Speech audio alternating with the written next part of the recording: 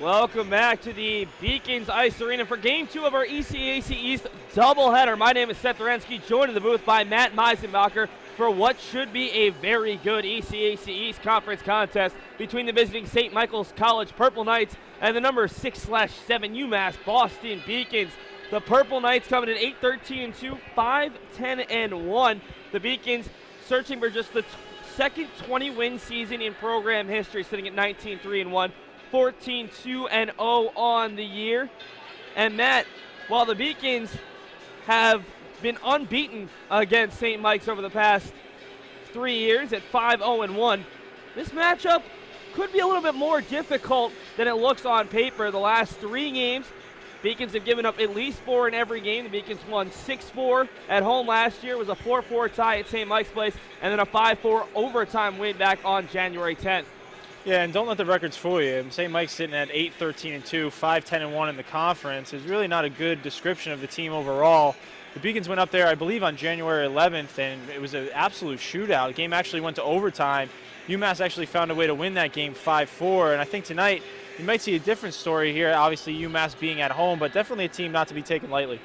We'll check out the pregame team stats right now. UMass Boston, one of the top scoring teams in the conference, 4.62, but the big number has been the goals against average. That number has been going up slightly over the past couple of games, but UMass Boston may have found that number one goaltender in Billy Faust. Yeah, Billy Faust 10-0-1 on the year so far, has not lost, and looks to continue that streak tonight. And you look at the stats here, goals per game, 4.62, a number we've seen pretty much all year from the Beacons, around 4 or 5 goals a game, and shots a game, 40 plus. And obviously, I think one thing they like to improve upon is that penalty kill percentage. 84% is pretty solid, but the Beacons for a little while were kind of pushing that 90%, which is unheard of. So I think they want to continue that and obviously increase that penalty kill percentage just a little bit. Let's take a look at the team leaders. The Beacons with the top point scorer in all of the ECAC East Conference, Stephen Bucco, just a phenomenal addition to the team at the midpoint of last year. 39 points, very close to becoming just the second Beacon over the past 15 years to reach the 40-point mark. Travis Daniel did it a year ago, but you look on the other side, A.J. Peepsack's having himself a very strong season as well. The senior captain, his points have gone up every single season, and he's a player the Beacons need to watch. He's had multi-point games in each of the past 3 contests against UMass Boston. Yeah, both teams can put the puck in the net, but especially you look at the UMass Boston with that Bucco line, McIntyre on the left wing and Lemire on the right wing. That's just it's a Division I line. All 3 guys can play at the Division I level, and they just so happen to be here at UMass Boston. And Bucco's really led that charge with 39 points and has really been an offensive power all year. The big difference between these two sides, not necessarily the offensive firepower, it's been the defense. Billy Faust with great numbers. Zach Andrews, who played most of the games in the first half, his numbers almost as good as Faust. On the side, Dave Donzanti, the senior out of Westchester, Pennsylvania, 8-9-2 on the year. His goals against average, a full point over Billy Faust. As we're going to check out the highlights from last year's game between these two sides, it was St. Michael's College rushing out to a 4-1 lead after a period of play. The Beacons came all the way back with Billy Faust coming in relief of Zach Andrews as they earned a 6-4 win.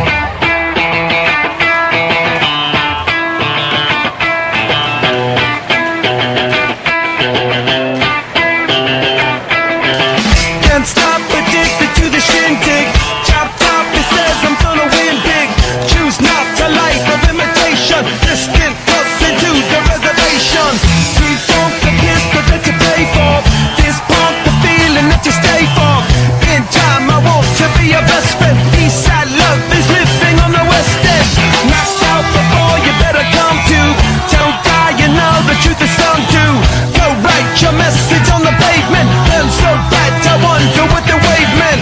White heat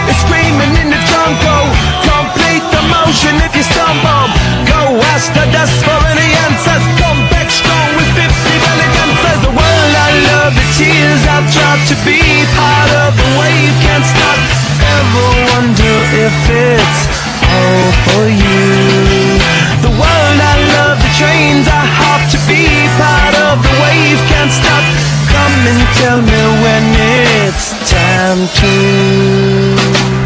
Sweetheart is bleeding in the snow cone. So smart, she's leading me to ozone. Music, the great communicator. Used two sticks to make it in the nature. I'll get you into penetration. The gender of a generation. The birth of every other nation. Look your way to go to meditation. This chapter's gonna be a close one. Smoke rings, I know you're gonna blow one. All on a spaceship persevering. Use my hands for everything but steering. Can't stop the spirits when they need you. Mom tops are happy when they feed you. Butterflies in the treetop. Birds that blow the meaning in the bebop. The world I love, the tears I drop. To be part of the wave can't stop. Ever wonder if it's all for you? The world I love, the trains I hop. To be part of the wave can't stop. Come and tell me when it's time to. Wait a minute, I'm passing out, win or lose, just like you. Far more shocking than anything.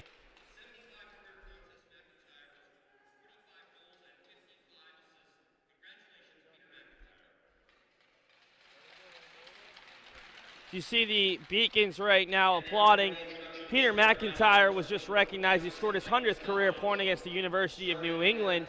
And our player to watch today is actually going to be one of Peter's line mates, Matt Lemire. Quinnipiac transfers just had a phenomenal second half for the Beacons after transferring in right at the January break.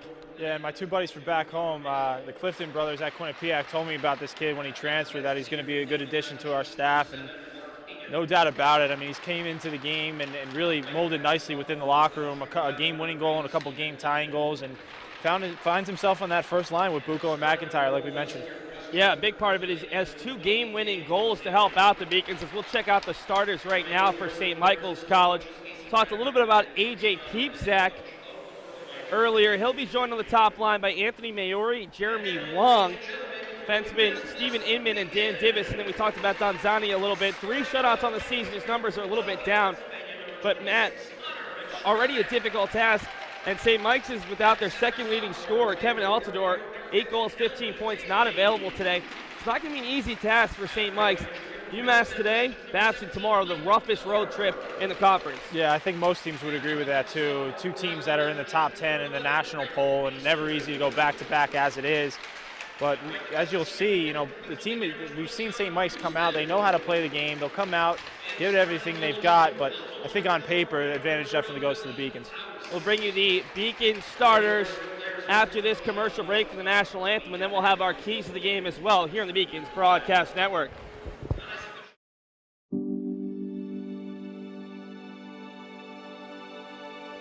What separates UMass Boston from other schools is the fact that a large percentage of students commute.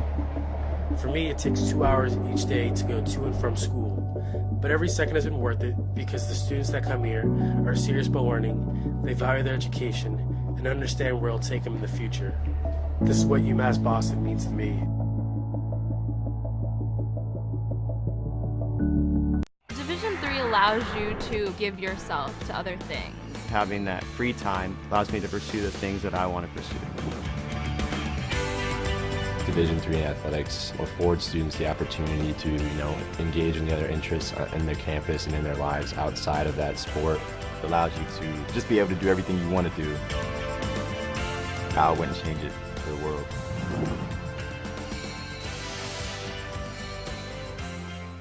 Stephen Bucco, senior forward from North Providence, Rhode Island. Peter McIntyre, junior forward from Norfolk, Massachusetts.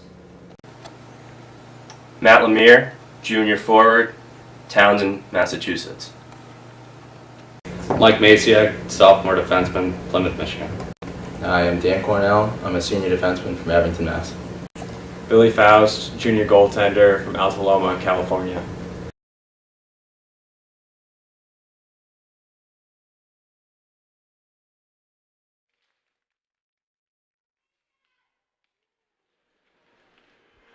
Just got the Beacon starters as well as that commercial break. Billy Faust, Matt, you touched on it.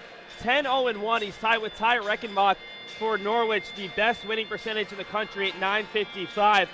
2.31 goals against, 918 save percentage, and just like last year, he sort of seemed to have hit a great point, and he's just rolling here towards the second half of the second semester. Yeah, he's been great. He was given an opportunity. They put him in after the Babson game, and he's kind of hung in there with it and done a really great job in terms of stopping pucks in front of the net. And as we'll show the keys to the game at some point, you'll see definitely need a little bit more support in terms of net just defensively. A lot of times you see the Beacons getting these shootout games, and that's never something you want as a goaltender. Yeah, Billy came in relief of Zach Andrews in the second period of the first game against Babson, kept the team in it, but they eventually fell. Since then, 5 straight wins. UMass Boston has won 9 of 10. They started the season 10-0-0, and with the win today, chance to become the second team, the first since the 1981-82 team, to win 20 games. Matt, some of those other keys to the game, what do the Beacons need to do this weekend? 4 points behind Norwich heading into the weekend. With Norwich playing Babson, UMass Boston could hypothetically get their first ever regular season title in the ECAC East. Pass out top to Mason. Mason shot deflected wide. Daly and McStravick were in there. The Beacons starting with their fourth line today. Miller, McStravick, and Daly. The Beacons a couple changes along the third line as well, as Sitterly will be out there with Finger and DeAugustine. Beacons doing a great job of pinning St. Mike's in their own end. Finally a chance to get out, and it's a nice job there. Bringing it out by Mike Schreiner, as St. Mike's not going with their top line as well as the third line to start. Schreiner, Mitchell, and Potter. And if you listen to our broadcast, you know I'm a big fan of that yellow line, and a nice way for them to start the game. Coach Blyle giving them an opportunity to set the tone early. Maciag gets the DDD pass from Cornell, sent around the boards. The Beacons going out there with the second line now. Hard shot from Milam, kick save out towards the circle where Kuhn almost picked it out. Kuhn and Larkin joined out there by Nathan Milam, the transfer out of Ferris State University, one of 5 seniors to be honored before tomorrow's game against number 1 Norwich. Cornell just past the red line. Cross-ice pass for Kuhn. He couldn't handle it. Peepsack left it for himself. Senior captain out of Barrie, Ontario, attended Ridley High School. 28 points on the year, 90 career points.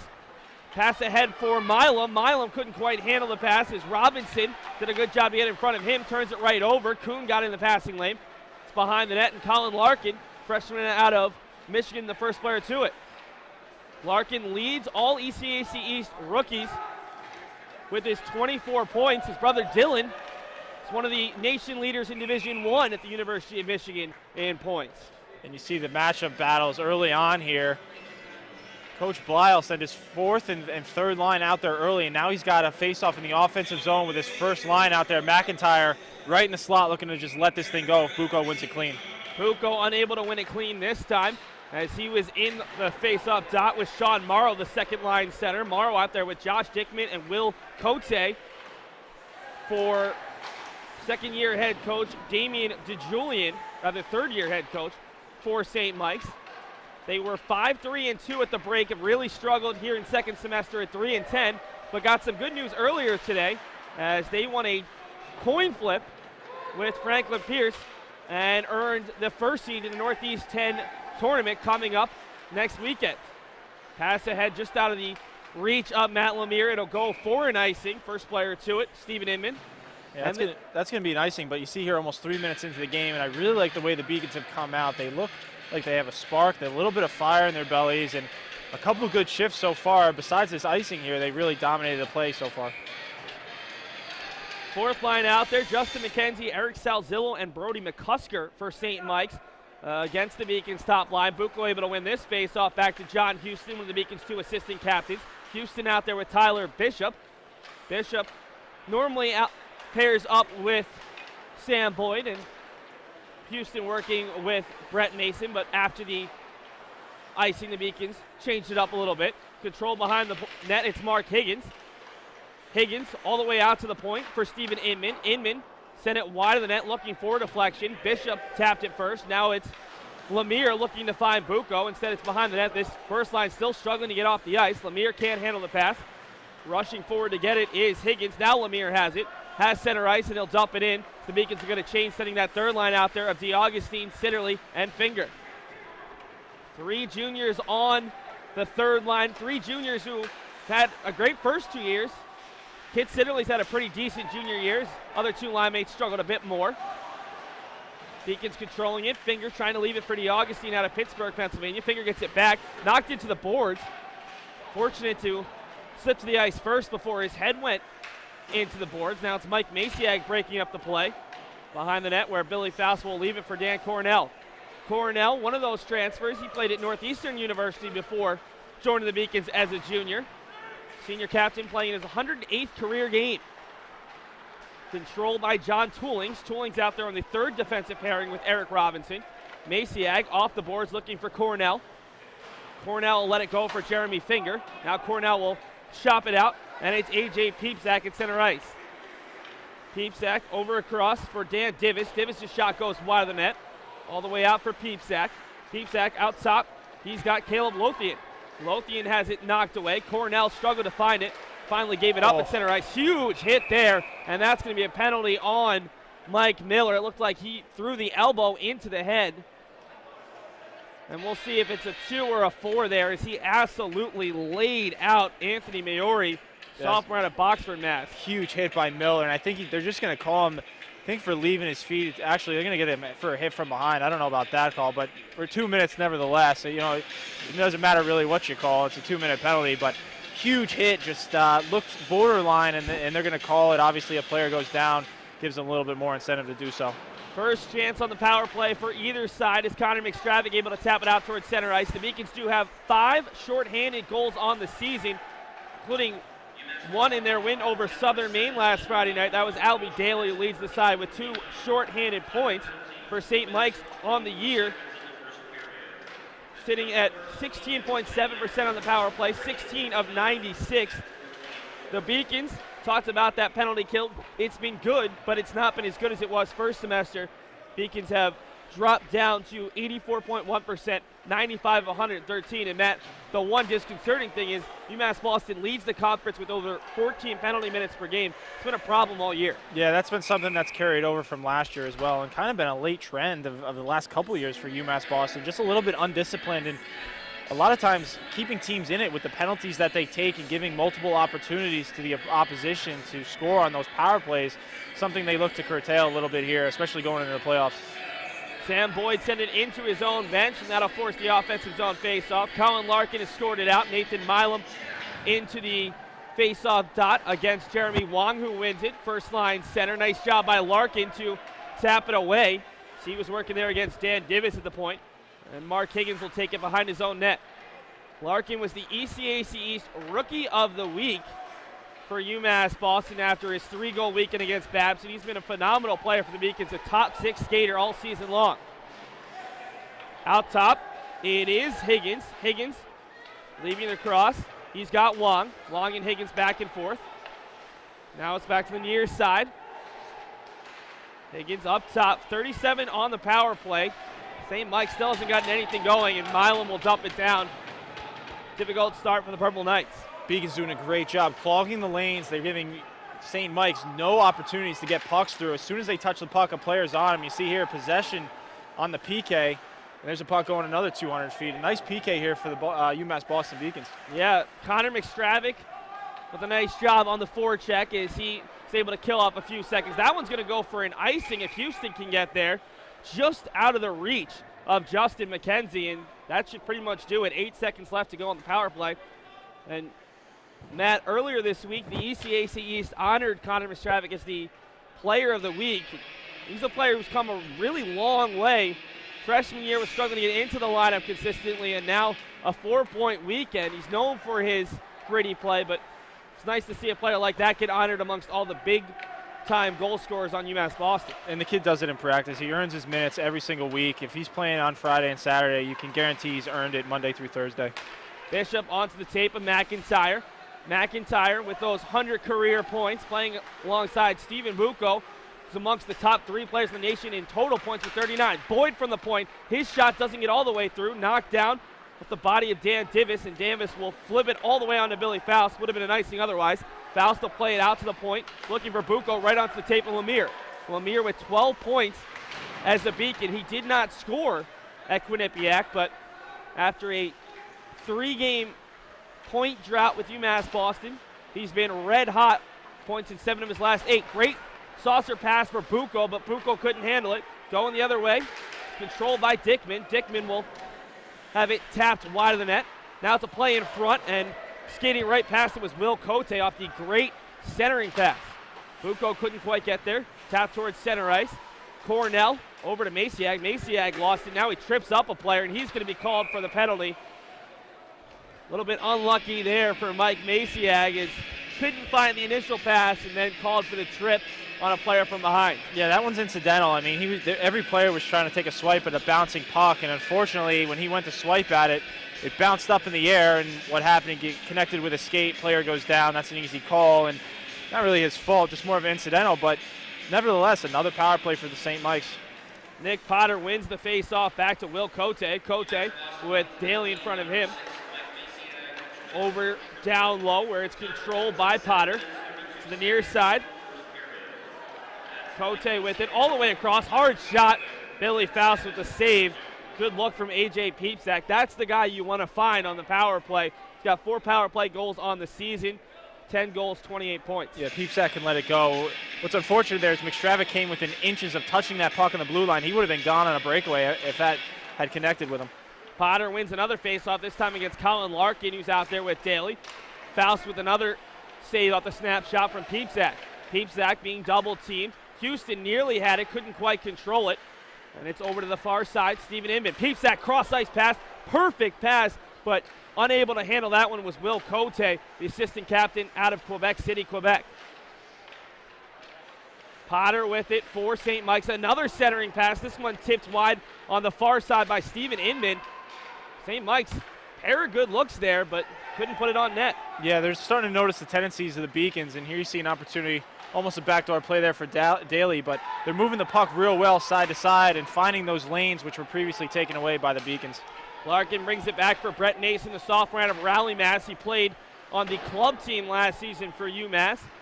Amherst was a very talented player at 24 points for the AHCA squad, but Beacon's happy to have him here for the Division III team. Connor McStravick tries to break it up. That one did go into the bench. Should be a face-off just outside the Beacons end here with 39 seconds to go on the man advantage. Yeah, clipped the glove, and that's going to come out the zone. And with 39 seconds left on this penalty kill for the Beacons, I think what you're going to want to see here, the tendency a little bit to collapse. We didn't see that on the first penalty kill, but definitely with McStravick and Milam out there, these guys know what they're doing on the PK, and they'll make the adjustments accordingly. They take Milam out. It's at center ice. McStravick can't win it. One back to Higgins at his own blue line. Higgins going back and forth to his blue line mate, Caleb Lothian. To center ice, where it's controlled by Wong. Wong is dispossessed of the puck. Milam with it. Milam looking for the shorthand bid. Backhand shot. Donzani did a nice job to come out of his net, cut down the angle with 20 seconds to go on the man advantage. And I like that by Milam, right? Take what you're given, right? Instead of trying to make a play and get all fancy with it, he had his backhand opportunity, a clear shot on goal. He takes it and forces the goaltender to make a save. Errant pass finds its way onto the stick of Mason. Now right off the bench, it's Frankie DeAugustine who will flip it in. 2-1, and the teams are back to even strength. So St. Mike's, a pair of power plays, really nothing to show for it. UMass Boston's had a pair of shorthanded bids, although the Purple Knights did better on that power play chance. Sitterly tries to center it for Finger, whiffs on the pass. Hard shot from Bishop and finds its way home. Tyler Bishop gives the Beacons a 1-0 lead, 9:58 to the contest, and that's just some bad luck for Donzanti. Looked like he had it, couldn't quite glove it. What a smart play by Bishop. He knew he had traffic in front. You saw Sitterly trying to feed Finger in the slot. They weren't able to connect. The puck goes to Bishop at the blue line, and he knows he's got bodies in front, so what does he do? He just lets it fly, puts a little bit of weight into it, throws his leg behind it, and instead of getting a deflection, just powers it right through the goaltender.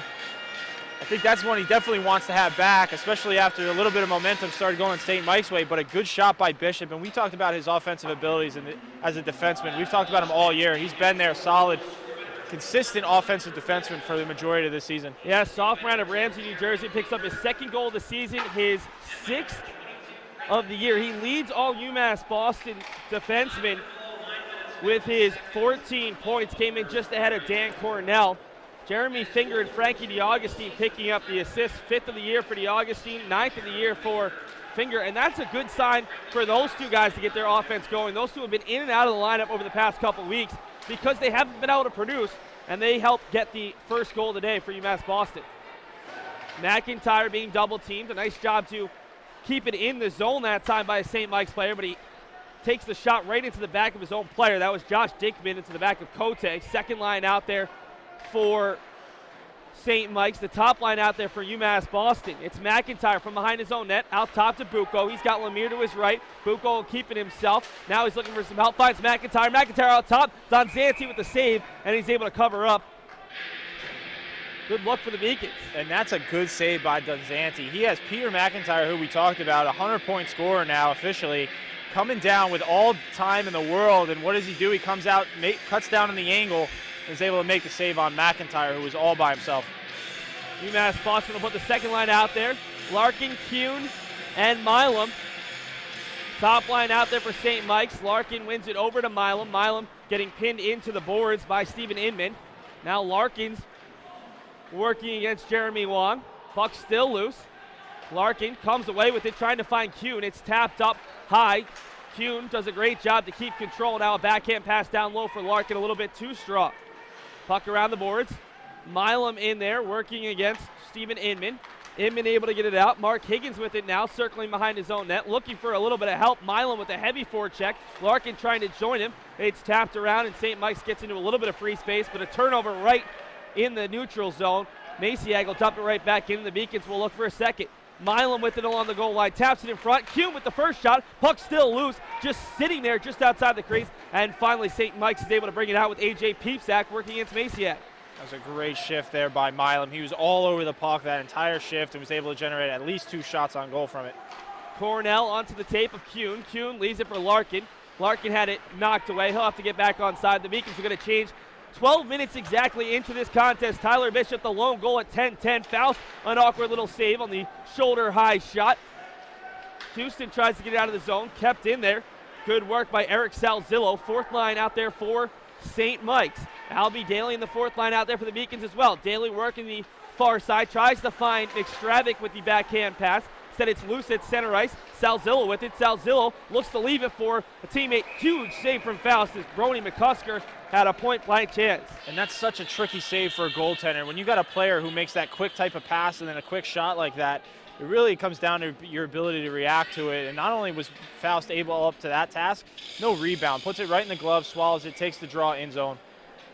Salzillo will stay out there, as will the Beacons' fourth line. So some nice fourth line action. Salzillo will lead the face-off dot. Justin McKenzie, the player who wasn't involved in that most recent rush, shot right off the face-off win. Salzillo, another good look. Faust, another key save. Now it's McKenzie. Faust forced to get up out of his crouch and make another save for UMass Boston. The Altaloma, California native is getting his reps in here in the first period. Albie Daly flipping it around. Beacons looking to get it over to Connor McStravick right along the Expressway Toyota sign. Only reason I make note of that was put up yesterday. It looks great, Matt. Good advertisements on the wall instead of the boring white. Yeah, a couple more sponsors coming in here. Beacons can thank Garen Barris, the business development guy, former New England Patriot. Puck sent off the boards. Nick Potter was stripped of it. Now Mike Miller lays out another player. This time it's completely legal, as it was Connor Mitchell looking for some retribution on Miller, and Miller laid him out. Miller's such a strong kid. Anyone that's going to come to Miller better get low and use that leverage, or else you're going to be down on your behind. Turnaround shot. Faust up to the task on Mike Schreiner. Kid Sitterly was trying to bring it out of the zone. He was stripped of it. A bad place to turn it over. Schreiner tries to leave it for a player out in front. Shot goes wide of the net. Connor Mitchell with it. All of a sudden, St. Mike's has seemed to turn the momentum in this contest. Yeah, a good whistle there by Faust, because what we're seeing is some bad turnovers by UMass. I think they're getting a little bit too lax in terms of trying to generate some offense in their zone. They need to make harder plays, go north with the puck. They've tried to do a few cute backhand sauce passes, which can work every now and then, but when you start getting repetitive with it, it gets predictable, and that's why we're seeing some turnovers. DeAugustine wins that face-off in there with Sean Morrow. DeAugustine gets it back, taps it around Stephen Inman. DeAugustine trying to send it around the boards. Finger will try to provide a forecheck, comes out of the zone. Maciak can't quite handle it. No icing coming on this one. Not that it was going to get there anyway. Masiak right onto the tape of DeAugustine. Leaves it for Finger. Skating 2-on-4. Hard shot from Finger. Big rebound. DeAugustine couldn't quite get there, though. Sean Morrow right in front of him. Puck played around the boards for Dickman. Dickman stripped of the puck just short of his own blue line. Cornell comes in with it. He has a cannon of a shot, but Finger's going to be called offsides. Looked like there was some obstruction on the blue line. Not quite enough for an interference. Yeah, that was close, man. That's real close. Finger's going to be the one to get called offsides, and the unfortunate part to that is he was actually being pushed offsides, it looked like a little bit, by a St. Mike's player, which unfortunately, as that sounds, it technically still is offsides, and I think that's why you saw him complain a little bit, saying, hey, what am I supposed to do there? He's pushing me. Lemire wins the faceoff. Top line out there for both sides. It's Jeremy Wong, the first line center with it. Hard shot. Faust will just put that one over towards the far boards.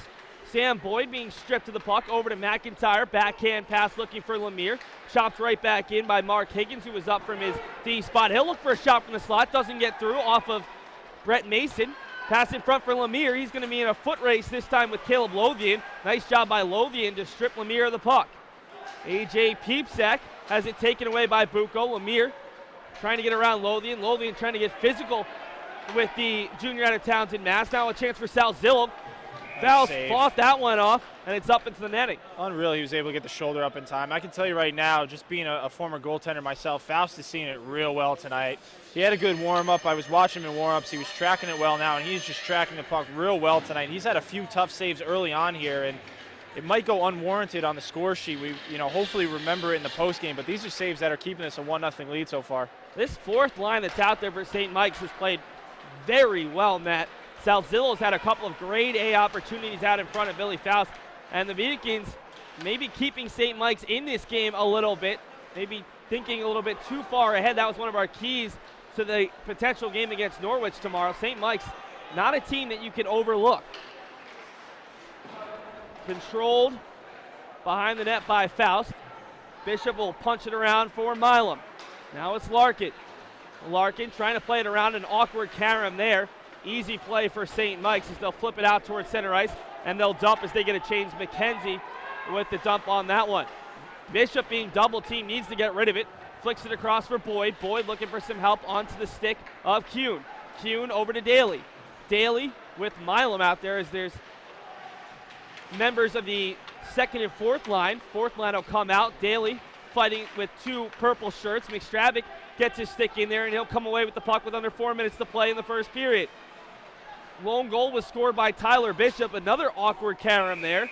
And we've got a stoppage, and it's going to be a face-off just outside the St. Mike's zone. A delayed offsides, I believe. And two separate plays there. It was one on the right side. It was Larkin who tried to get the puck deep. He didn't get it deep enough. It ended up being a turnover and coming down the other way. And then on the other side, about a minute later, was Daly. Similar play, was able to get it deep enough, and they got a chance behind the net off of it. Cote over to Dickman, stripped by Masiak. Cote gets it right back. Cote out to the point for Inman. Inman sends it down low. Faust plays it around the boards there as Sean Morrow was trying to make a goal bid. Mike Miller has McStravick ahead. He'll send it off the boards. Stravick out of Philadelphia, Pennsylvania. Fourth line player who scored 4 points last weekend to bring his career total to 18 points in 54 career games.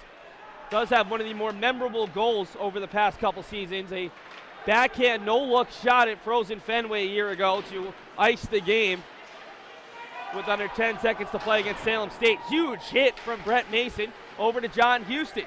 Houston plays it to Albie Daly. Daly looking for some help out of his own end onto the stick of Sitterly. Sitterly evades one player, but the second defenseman comes in time, Eric Robinson.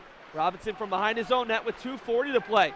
St. Mike's has done a nice job in this first period. They've had the momentum over the past 5 to 10 minutes, still unable to solve Billy Faust. Houston playing around the boards to the near side, looking to find Finger. It's tapped back in there by Robinson. Around again, and Robinson will look to get it by Finger once again. Mason this time will flip it back for Houston. Houston onto the tape of Finger. Finger cross ice pass to Sitterly. Sitterly looking for DeAugustine, flips it a little bit too strong. Donzanti thought about coming out, then thought better of it. Centering pass in front, finger shot. DeAugustine catches the pipe off the rebound. Bishop another chance, goes just a little bit wide. The Beacons creating something out of nothing. Frankie DeAugustine nearly made it 2-0, and then Bishop had a look, had some space on the far side. Peepsack looking to tie it. Big save from Faust, just got a little bit of it with the toe, and it's out towards center ice. DeAugustine at 75% of the net, ends up hitting the post, and Faust coming down. We'll get a whistle here. He had at least 75% of the net there. Just wasn't able to hit it off the post. He's looking up towards the sky. I know he wants that one back. And down the other way, Faust with another great toe save. That was a low laser. He was able to kick the right leg out, make a nice save. And again, with that rebound control, he's tracking the puck so well tonight, puts it right in the corner. Bucco wins it cleanly against Justin McKenzie. Masiak turns onto the tape of Lemire. Lemire finding Bucco. Bucco flips it forward, had McIntyre. St. Mike's calling for the icing. They're not going to get it as Bucco flipped that one in just a little bit past the red line. Masiak off the boards, aiming for Lemire. Instead, it'll be Cornell joining two other Beacons with it. Lemire, backhand pass for Bucco, tries to get it right back to him. Salzillo with it. He'll flip it out towards center ice. No one in the vicinity. Masiak will back up and get it. Lemire with it. He's being bothered there by Higgins. Finally comes out. A nice job to keep it in by the stick of McIntyre. Bucco and Lemire working amongst three purple shirts and finally controlled by Kote. Yeah, this first line here, Seth, is being a little bit too pretty. They've had multiple chances to get the puck deep. They're trying to make too many plays, and instead of getting it deep and working from there, they're just trying to beat a player, and it's creating turnovers. They're not able to get anything offensively off of it. Under a minute to play in the first period. Third line out there for St. Mike's. Schreiner trying to track after it. Lemire and the first line still out there. Lemire floats that one up into the rafters, and just a matter of when it was going to hit one of the rafters rather than it. Yeah, he took a bad angle. Not his fault, and obviously not a penalty either. 28 seconds left here in the first period. A 1-0 lead for the Beacons, who have played well this first period. Just had some costly turnovers, and thanks to Billy Faust, he's able to keep them off the scoreboard. Both teams send their second lines out there. Face-off won by Sean Morrow. Around the boards, Houston flips it over to Kuhn. Kuhn can't get a stick on it. Dumped back in by Inman. Faust will try to slow it down, unable to do so.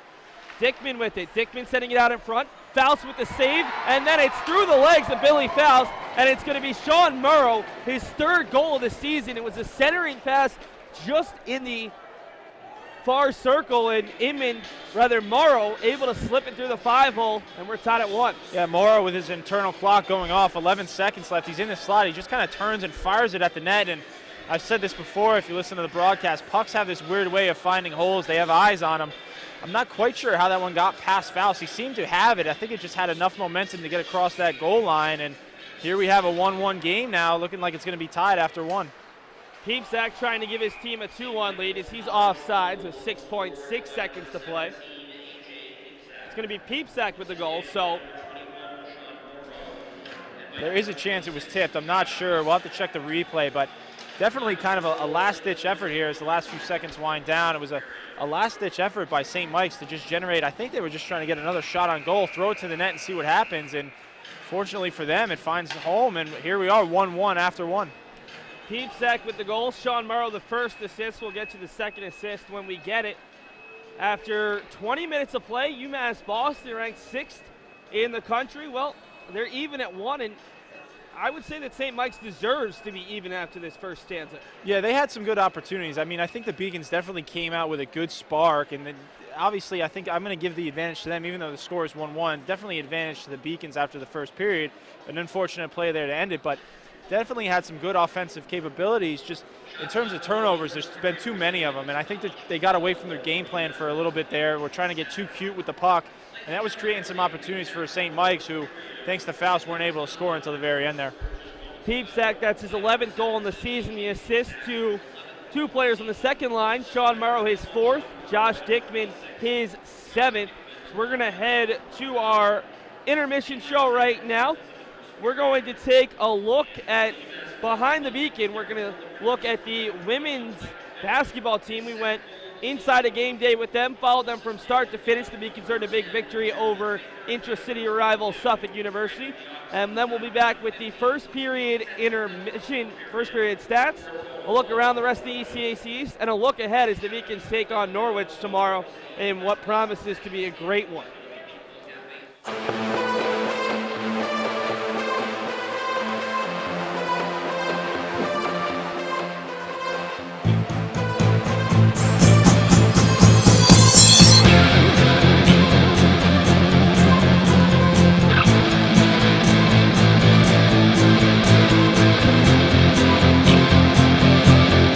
Hi, and welcome back to another episode of Behind the Beacon. I'm your host, Haley Dutton. Amidst the nearly 6 feet of snow on the ground and the frequent school cancellations, the UMass Boston women's basketball team and the rest of UMass Boston athletics is focusing on the task at hand. With less than a month until the Little East Conference tournament, we followed the women's basketball team through their game day against Suffolk University to give you a better look at what goes into a game day.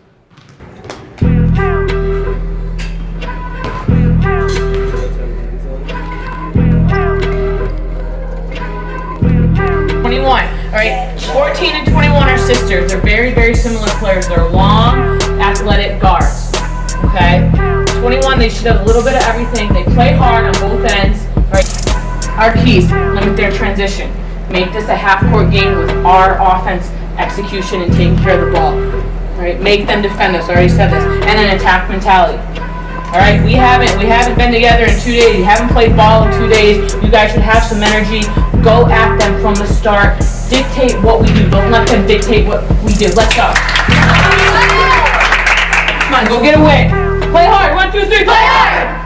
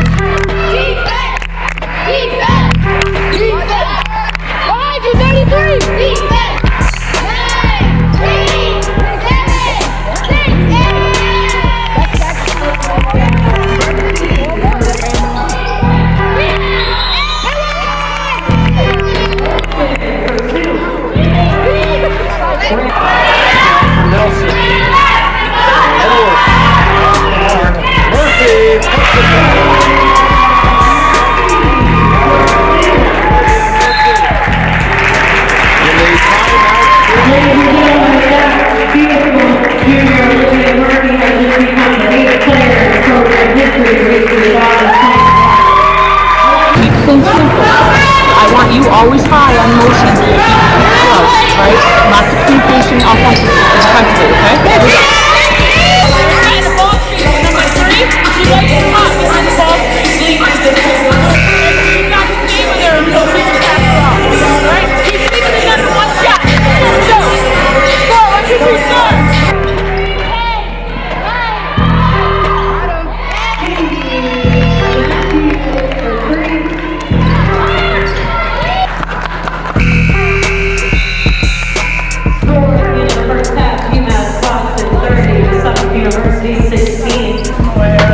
Yes, we have to come out in the first 5 to 8 minutes and put them away early. All right? Anything else? Here we go. Go White. Yo, finish this. Let's go, White. Finish it on 3. 1, 2, 3. Finish it! Let's go. Ready, on.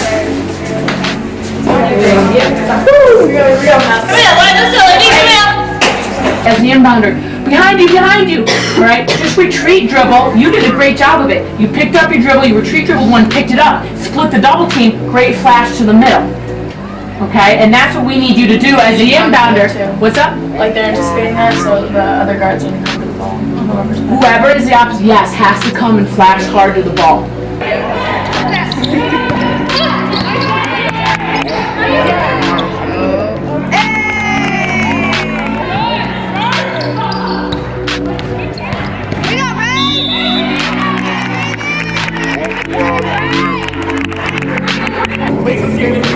You're going to screen for Jamie, and then you turn right around and set one for Marina. We're looking for that if we got that deep. All right? Guys, as soon as you screen, you step it right here to the ball. Okay? We good?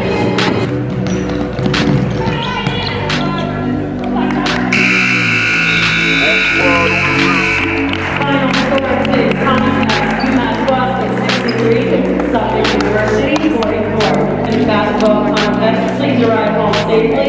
And don't forget, for everything UMass Boston basketball, go to 51. We're in the weight room at 3. Yes, in the weight room at 3. All right, here we go. Bring it in. Good. We go together on 3. 1, 2, 3, together! With a 19-point win, UMass Boston improved to 14-9 overall against the Rams and finished off their non-conference schedule with an 8-3 record. The Beacons look to finish off their regular season strong as they aim to host their second home playoff game in program history. For Behind the Beacon, I'm Haley Dutton.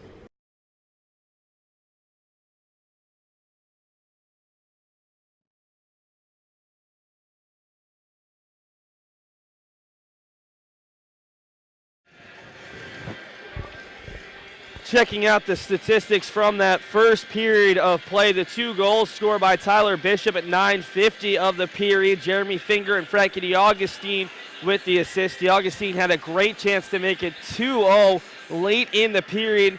Had a shot ring off the outside of the post. AJ Peepsack made the Beacons pay with 11.1 seconds to go in the period. Sean Morrow and Josh Dickman with the assist. Looking at the period statistics right now, St. Mike's really owned the play. 12 shots to 7 for UMass Boston. Billy Faust with 11 saves. He played very well. Dave Donzanti with 6. St. Mike's had 2 power play opportunities. They managed just 2 shots, 0 for 2 during that run. And St. Mike's has even held a slight advantage in faceoffs. Stephen Bucco, the lone Beacon, to be above 500. He's at 3 of 4. Sean Morrow has been terrific for St. Mike's, winning 5 of 6 faceoffs. We'll check out the ECACE scoreboard right now. Not a lot of scoring thus far. Number 1, Norwich at number 10/11, Babson College. That game is huge for UMass Boston. If they were to win today and Babson were to beat Norwich, the Beacons could earn a share of the regular season title with Norwich if they were to defeat Norwich tomorrow. Castleton State a 3-1 lead over Skidmore. That's an interesting weekend. Those 2 schools are travel partners. They play both ends of their series the final weekend of the regular season. So Castleton and Skidmore will be back in action tomorrow, with Skidmore hosting Castleton that time around. Southern Maine and St. A's scoreless, and the University of New England at New England College. That game just underway, a 7:30 start. We'll check out the highlights of the women's basketball team's game from Wednesday. The Beacons with a 63-61 comeback victory over UMass Dartmouth. And we promise this will be the last time we'll talk about the women's basketball team, at least for a little bit. It's the battle of the UMasses. UMass Dartmouth tied for first in the Little East Conference. They come in at 16-5, 8-2 under first-year head coach Matt Ducharme. And for the Beacons, come in at 13-8, 5-5 at Conference Jordan. And the Beacons get yet another offensive rebound. UMass Boston lost that first matchup by 10 at Dartmouth. They did own a big advantage inside as Morrison gets the N1 opportunity. Out top for Ronigan, into the hands of Beth Castantini. In the corner, Kane for the 3, nothing but net. That's a big 3 from Colleen Kane. Garrity up top, finds Coutil, over to Cohane. 14 on the shot clock, leaving it for Ronigan, looking to drive by Murphy. Contact and the foul. Holders without Geary or Matthew.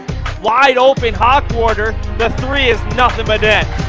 4th 3 of the day for UMass Dartmouth. This younger group maybe bringing a little bit of energy. Murphy the catch, over to Edwards. Gets Ronigan up in the air, can't get the finish.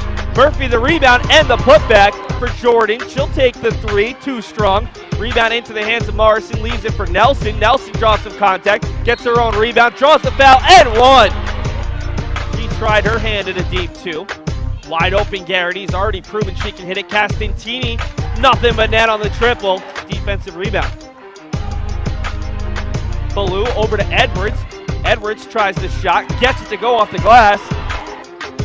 Nelson thought about it. Hawkwater came after her, leaves it off for Edwards, and she can't get the finish. Edwards gets her own rebound, puts it up, and 1 opportunity. And right now, you can feel the energy from the Beacons bench and some of the fans. Nelson sensing some space, over to Burston, looks for the 3, it's up, nothing but net! Tajay Burston, points in 5 boards, including the go-ahead free throw. Garrity gets the loose ball, tries to kick it out for Ronigan, 6-footer, nothing but net. To give, they only have 3. Murphy, over to Burston, had the open look, passed it up. Garrity got over and provided a little bit of pressure. Murphy will take the long 2, and it falls. Man-to-man right now. Ballou into the front court, 18 on the clock. The Beacons unable to score in the same situation. But Burston three is up, nothing but net. Tajay Burston, the go-ahead three. The Beacons lead is 2. Kelsey Garrity brings it to the front court. UMass Dartmouth timeout for UMass Dartmouth. Castantino inbounded to Garrity. Kane, Ronigan, and Fahey are also out there. Garrity keeping it herself, over to Kane around his screen. Kane swings it down low for Garrity, double team, the ball is loose. Jordan to the floor, the Beacons win! UMass Dartmouth, a huge Little East Conference upset. The Beacons, their 6th conference win, that ties the most they have had in conference under Courtney Mattingly. Their 14th victory, their most under Courtney Mattingly in her 16th season. Their 3rd straight win over UMass Dartmouth, but this was the most improbable.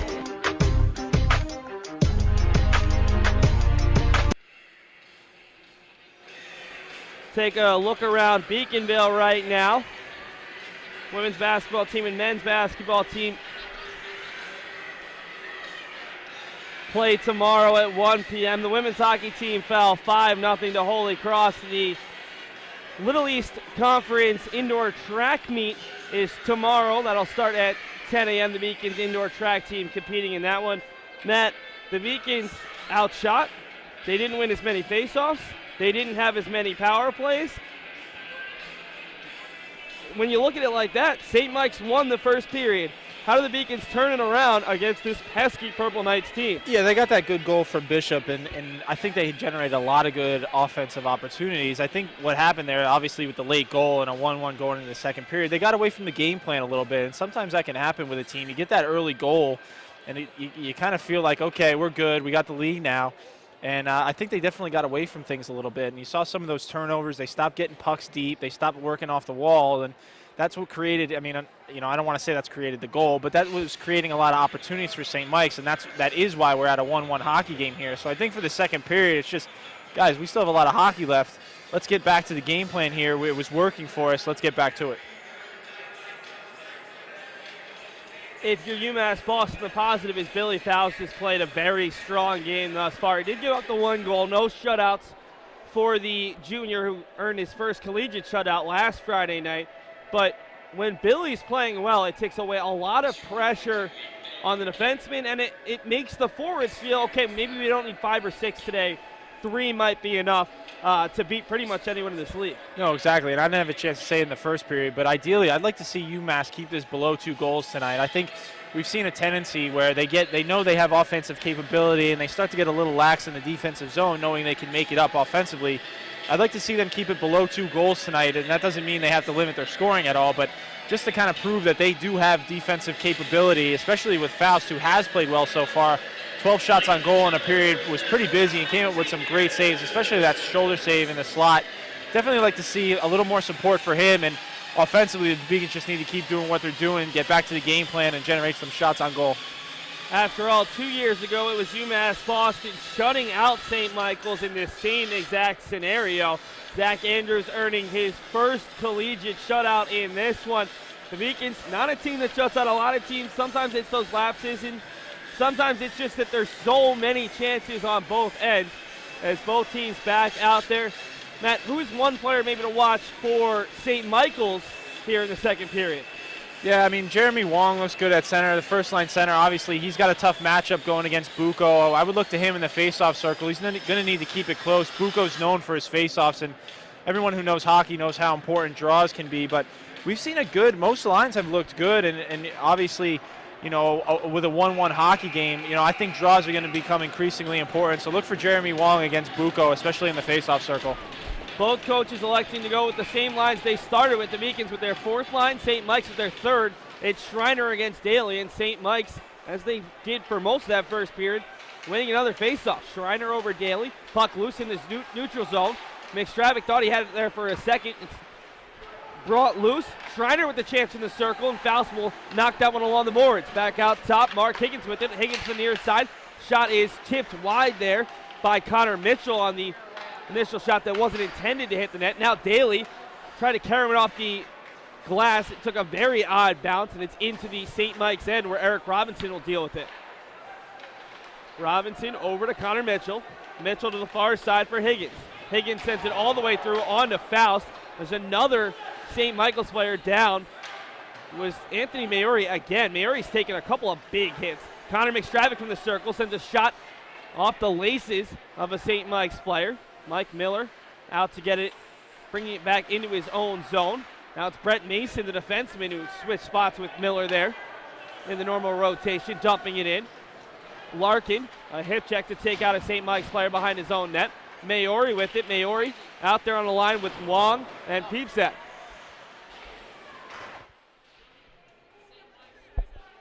Controlled by St. Mike's. It's Peepsack. Whirls around, gets a hard shot off. Nathan Milan back in. Man, it sounds like we've got a goal change there. Peepsack, though, right out in front. Maori rather on the turn, and Faust covers up. Yeah, it looks like we're going to have a goal change. Sean Morrow's going to get credit from it. It's going to be 21 from 17. I think we announced that earlier, but just so everyone knows, that's actually going to be Sean Morrow's goal. But you see there again, Faust, good on his rebounds. He had that first shot on goal was tough. It was a 2-on-1, had a nice kick save, put it in the corner, and you saw there a little bit of a scramble. Was able to cover up the rebound. Top line out there for UMass Boston against the second line for St. Mike's. Lemire wins it against Morrow. All the way out for McIntyre. Couldn't get a piece of it, but it's played by Donzanti as he didn't want McIntyre to get there in time. Boyd pinches up from his defenseman position. Chance for a 2-on-1 the other way. It's controlled by Dickman. That's not Dickman. That's number 25, who wasn't listed as an original player. That was Kote. He's not supposed to be in the lineup, apparently. Oh, that's John Tooling. So as a defenseman, quit looking in the wrong place on my depth chart. Sent out all the way up top for Divis. Divis the hard shot. Faust can't find the rebound, and it's poked off the near post, maybe even the inside of the post. As Faust was down for a while there, and St. Mike's finally got a chop at the rebound, unable to finish. So both teams have now hit a post on this end. St. Mike's with a great bid to take their first lead of the game, controlled by Bishop. He was the lone goal scorer for UMass Boston that first period. Bucco with it. Bucco swerving through neutral ice, looking for a little bit of help down low as he bangs into Caleb Lothian. Lothian gets tangled up with Steven Bucco, finally gets his stick loose, controlled by Salzillo. Salzillo ahead, he's got McKenzie. McKenzie knocked off the puck by Houston as he dumped it in. Chance for Salzillo, backhand chance. Faust hugging the puck, finally covers it up, and we've got a whistle. St. Michael's College has really put some pressure on Billy Faust here. First 2:47 of period number 2. Yeah, that puck was close to going in. Justin McKenzie, Seth, my brother, giving me a little bit of help, sent me a text actually from Don Bosco, played against him in high school and played for the Hitmen, which me and my brother both played for, with an opportunity right in front there, was able to get just enough of it. And there you see, another shot from McKenzie, 2 there, and obviously the fourth line generates some opportunities here for St. Mike's. Frankie DeAugustine the other way, snap shot. That one's up into the netting off the stick of Inman. Yeah, McKenzie out of Hawthorne, New Jersey, and Faust caught that last shot out the faceoff right off the top of his helmet. Yeah, I don't think he saw it to the very last second. It was a draw one, clean back to McKenzie, who just let it rip off the draw, and fortunately for Faust, was able to get it off the schneid.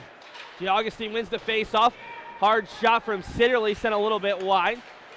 Chance for DeAugustine in the near circle. DeAugustine sending around the boards for Sitterly. Sitterly out top, looking for Cornell, couldn't get a piece of it. All the way down, Billy Faust will settle. First player coming in for St. Mike's was Potter. Over to Cornell, the other number 4. Cornell couldn't get it to Finger. Kept in the zone by St. Mike's. Now it's loose. Finger will try to leave it for Cornell. The defenseman leading the charge. Broken up.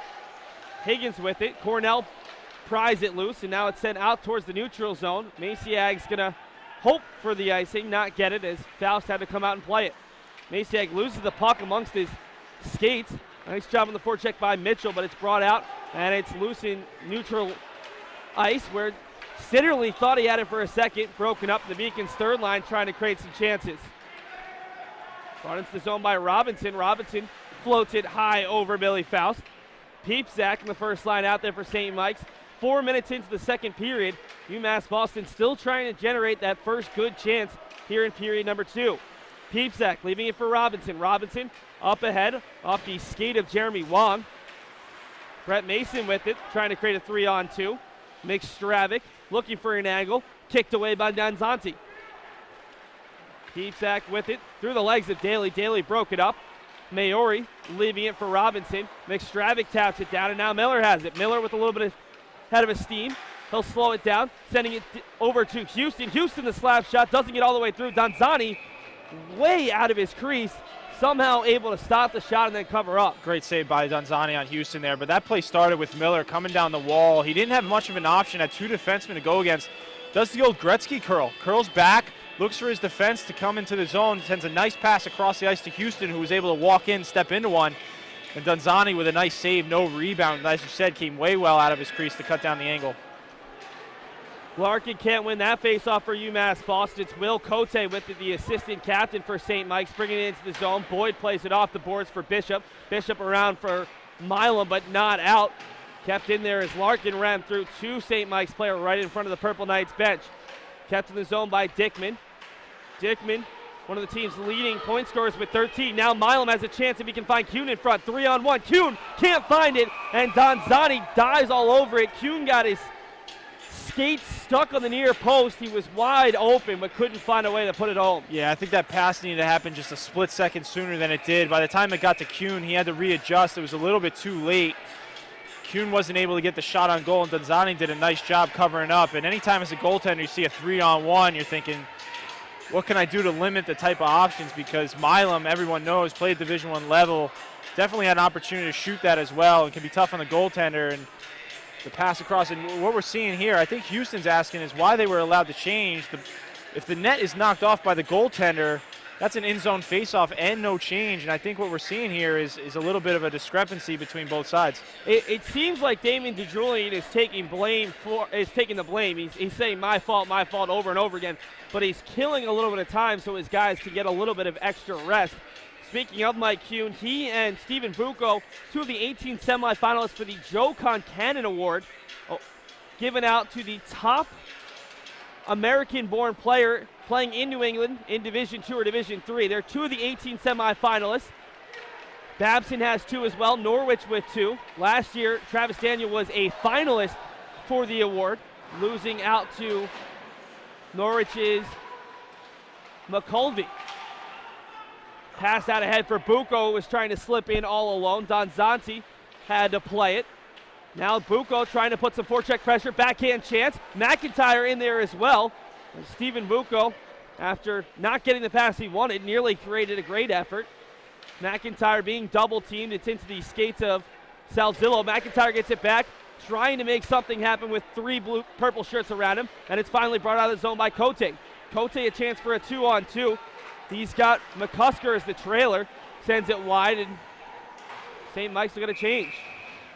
We got a penalty called here, Seth. I'm not sure. Someone's getting called for a slash. It might be McIntyre. Yeah, I think he's going to get called for a slash here. He was trying to make a play on the puck way back in the defensive zone, gave a quick whack on the hands. I think Sullivan was just staring at him, looking for him to do it, and when he saw it, called him for 2 minutes. McIntyre's giving him some words because that's honestly the 1-1 game. I mean, you like to see we're having a good game here. You like to see the ref swallow the whistle, especially with someone like McIntyre, who he was being relentless on the forecheck. That's kind of a tough call on him. But here's the third power play for St. Mike's. 0 for 2 thus far with just 2 shots. Robinson over across for Peepsack, sent down low, intended for Potter as the Beacons try to get it out. The Beacons out there with Cornell, Daly, Nasiag, and Boyd. Bringing it in. What a save. Chance there for Robinson. McStravick overskates the puck. Another save. Faust fighting to keep it out along that far post. The net's off its moorings. And after 2 great opportunities for Eric Robinson, St. Mike's still short of that second goal. Something about goaltending, you can kind of just see when a fellow goaltender's in the zone, and I'm sure if you ask Billy Faust right now, he's just seen it real well. That glove save, he had to come all the way across his crease, full extension in order to get a piece of that to keep it out. And then again on the secondary chance, same thing, glove side, was able to get up, make the save, and 2 great saves by Faust there. Connor McStravick takes away the puck, has Daly trailing. Daly the shot, it's off the inside of the post as Donzani might have gotten a little bit of it. Daly won the faceoff. It was flipped out towards center ice. McStravick created the chance, saw Daly the trailer. Those two scored an almost identical goal in the ECAC's quarterfinals last year against the University of New England, and Daly unfortunate not to have his second shorthander of the year. Now a chance the other way. Dickman turns in the circle, trying to leave it across for Peepsack, who was wide open, but it took a deflection off of Beacon, slowed down the play. Higgins somehow able to get it over to Cote. Now Cornell tries to flip it off the boards. Great job to whack that one down, but not enough, and it's cleared down the length of the ice. The Beacons will get a couple fresh skaters with 44 to go on the man advantage. Daly's looking a bit disappointed, but nothing he could do there. That went off the goaltender's stick and then hit the post. Just unfortunate bounce there up in the shaft of the goalie's stick to hit the pipe. Any shooter knows that's a lucky save for a goaltender. Long around a couple of players, but the Beacons able to clear with Sam Boyd doing the honors this time around. Milam providing all kinds of pressure on Mark Higgins. Higgins forced to bring it back, and now Larkin is able to steal it. He has Milam if he can find him. Pass a little bit off the mark on the centering pass, and it'll be brought the other way. Controlled by Divis. Divis trying to get it across ice. Over to Long. All the way around. Picked up there by Dickman. Dickman out top for Divis. 1 second to go on the man advantage, and that'll do it. 12 minutes to go. St. Mike's doing better with each successive power play. Still haven't scored, but creating better chances. Houston able to topple a player behind his own net. Now it's Larkin sending it across, looking for the change as he's able to dump that one in without giving up the icing. Caleb Lothian all the way to the Beacons blue line. It's tapped in there by Justin McKenzie. The Beacons, though, able to control. Bishop right at center ice to McIntyre just out of the box. McIntyre tried to flip it behind, and there were two Beacons there, but perfectly sniffed out by McCusker. Brody McCusker, snap shot sent wide, a little bit high as well. Second chance by Salzillo, as the net might be off its moorings a little bit. It absolutely is, Seth. Foul sliding from left to right. He's now trying to tap it and tell the referee. Snap shot knocked away there as Lothian caught a Beacon out in front. Lemire weaving his way from left to right. Still has the puck. He's brought down. He'll draw the penalty. First of the day on St. Mike's. It's going to be either Salzillo or Lothian. Both players were draped all over Matt Lemire, and that's a great individual effort to draw the power play. And for any players watching at home, you want to learn how to draw a penalty. That's how you do it right there. I know the tendency these days is to curl and drag. You throw a little toe drag, do a little Ovechkin play, but you see Lemire there, gets the puck behind the defenseman, keeps his feet moving, keeps charging, and forces St. Mike's to take a penalty there. Now you get a 2-minute power play with one of the best power plays in the league. Salzillo is the player that's sent off for 2 minutes. Mason over across onto the stick of DeAugustine. Second unit out there for the Beacons. DeAugustine, Larkin, Lemire, Cornell, and Mason. The music's still on. The players are trying to tell them not to as they're trying to get the signals out. Shot from Cornell, tipped by a defenseman, maybe DeAugustine. Either way, it's tipped home, and the Beacons lead 2-1. Just 21 seconds into the man advantage, they're able to strike. I've never seen a more lax celebration for Cornell. He threw his hand up like, all right, I guess it went in the net, but I'm not sure, like you said, DeAugustine might have gotten a piece of it, definitely in the net, no doubt about it, no question that's going to be a goal, but you see a shot from the point. Anytime you get pucks through, they definitely have a chance of going in, and Cornell has just a knack for not only getting it through, but putting a little bit of heat on, a little bit of stank, as they call it. I don't know if DeAugustine ended up tipping that puck. We'll find out shortly, but a good play by UMass to generate off that power play, and a credit to Lemire. Well, the bigger question is, did the refs see whether it was DeAugustine with the tip? We might have a goal reversal or a goal change in between periods either way, as that's not too uncommon here. The referees doing their best effort. Today the referees, Matt Bialik and Sean Sullivan. As Salzillo just having his penalty called out now. It was a holding penalty if you're trying to keep score at home. Cornell all the way in, backhand chance, looking for his second one in about a minute. Peepsack able to bring it out of the zone after Johnzani made the save. Faust will slow it down as Cornell gets the assist. Frankie DeAugustine the goal. He's got 2 points tonight, a goal and an assist. He's got 6 goals and 5 assists on the year now for the junior out of Pittsburgh, Pennsylvania. Matt Lemire picking up the second assist as we go the other way. Cote with Maciag providing a little bit of pressure. Gets some help from John Houston, but right onto the stick of Robinson. Robinson's really gotten into the offensive end. Now it's a 3-on-2 chance broken up there by Toolings. Larkin over to Maciag. Maciag threw a little bit of a hook, not enough for a call. And it's Dickman. Dickman skating 1-on-2, looking for a trailer, gets it in Sean Morrow, but had the play broken up. Now it's a player just onto the ice, Connor Mitchell. Mitchell with the shot, another big save from Faust, who's done a great job of putting his rebound into the boards. That one was actually blocked. I think Houston got a piece of that, blocked that shot.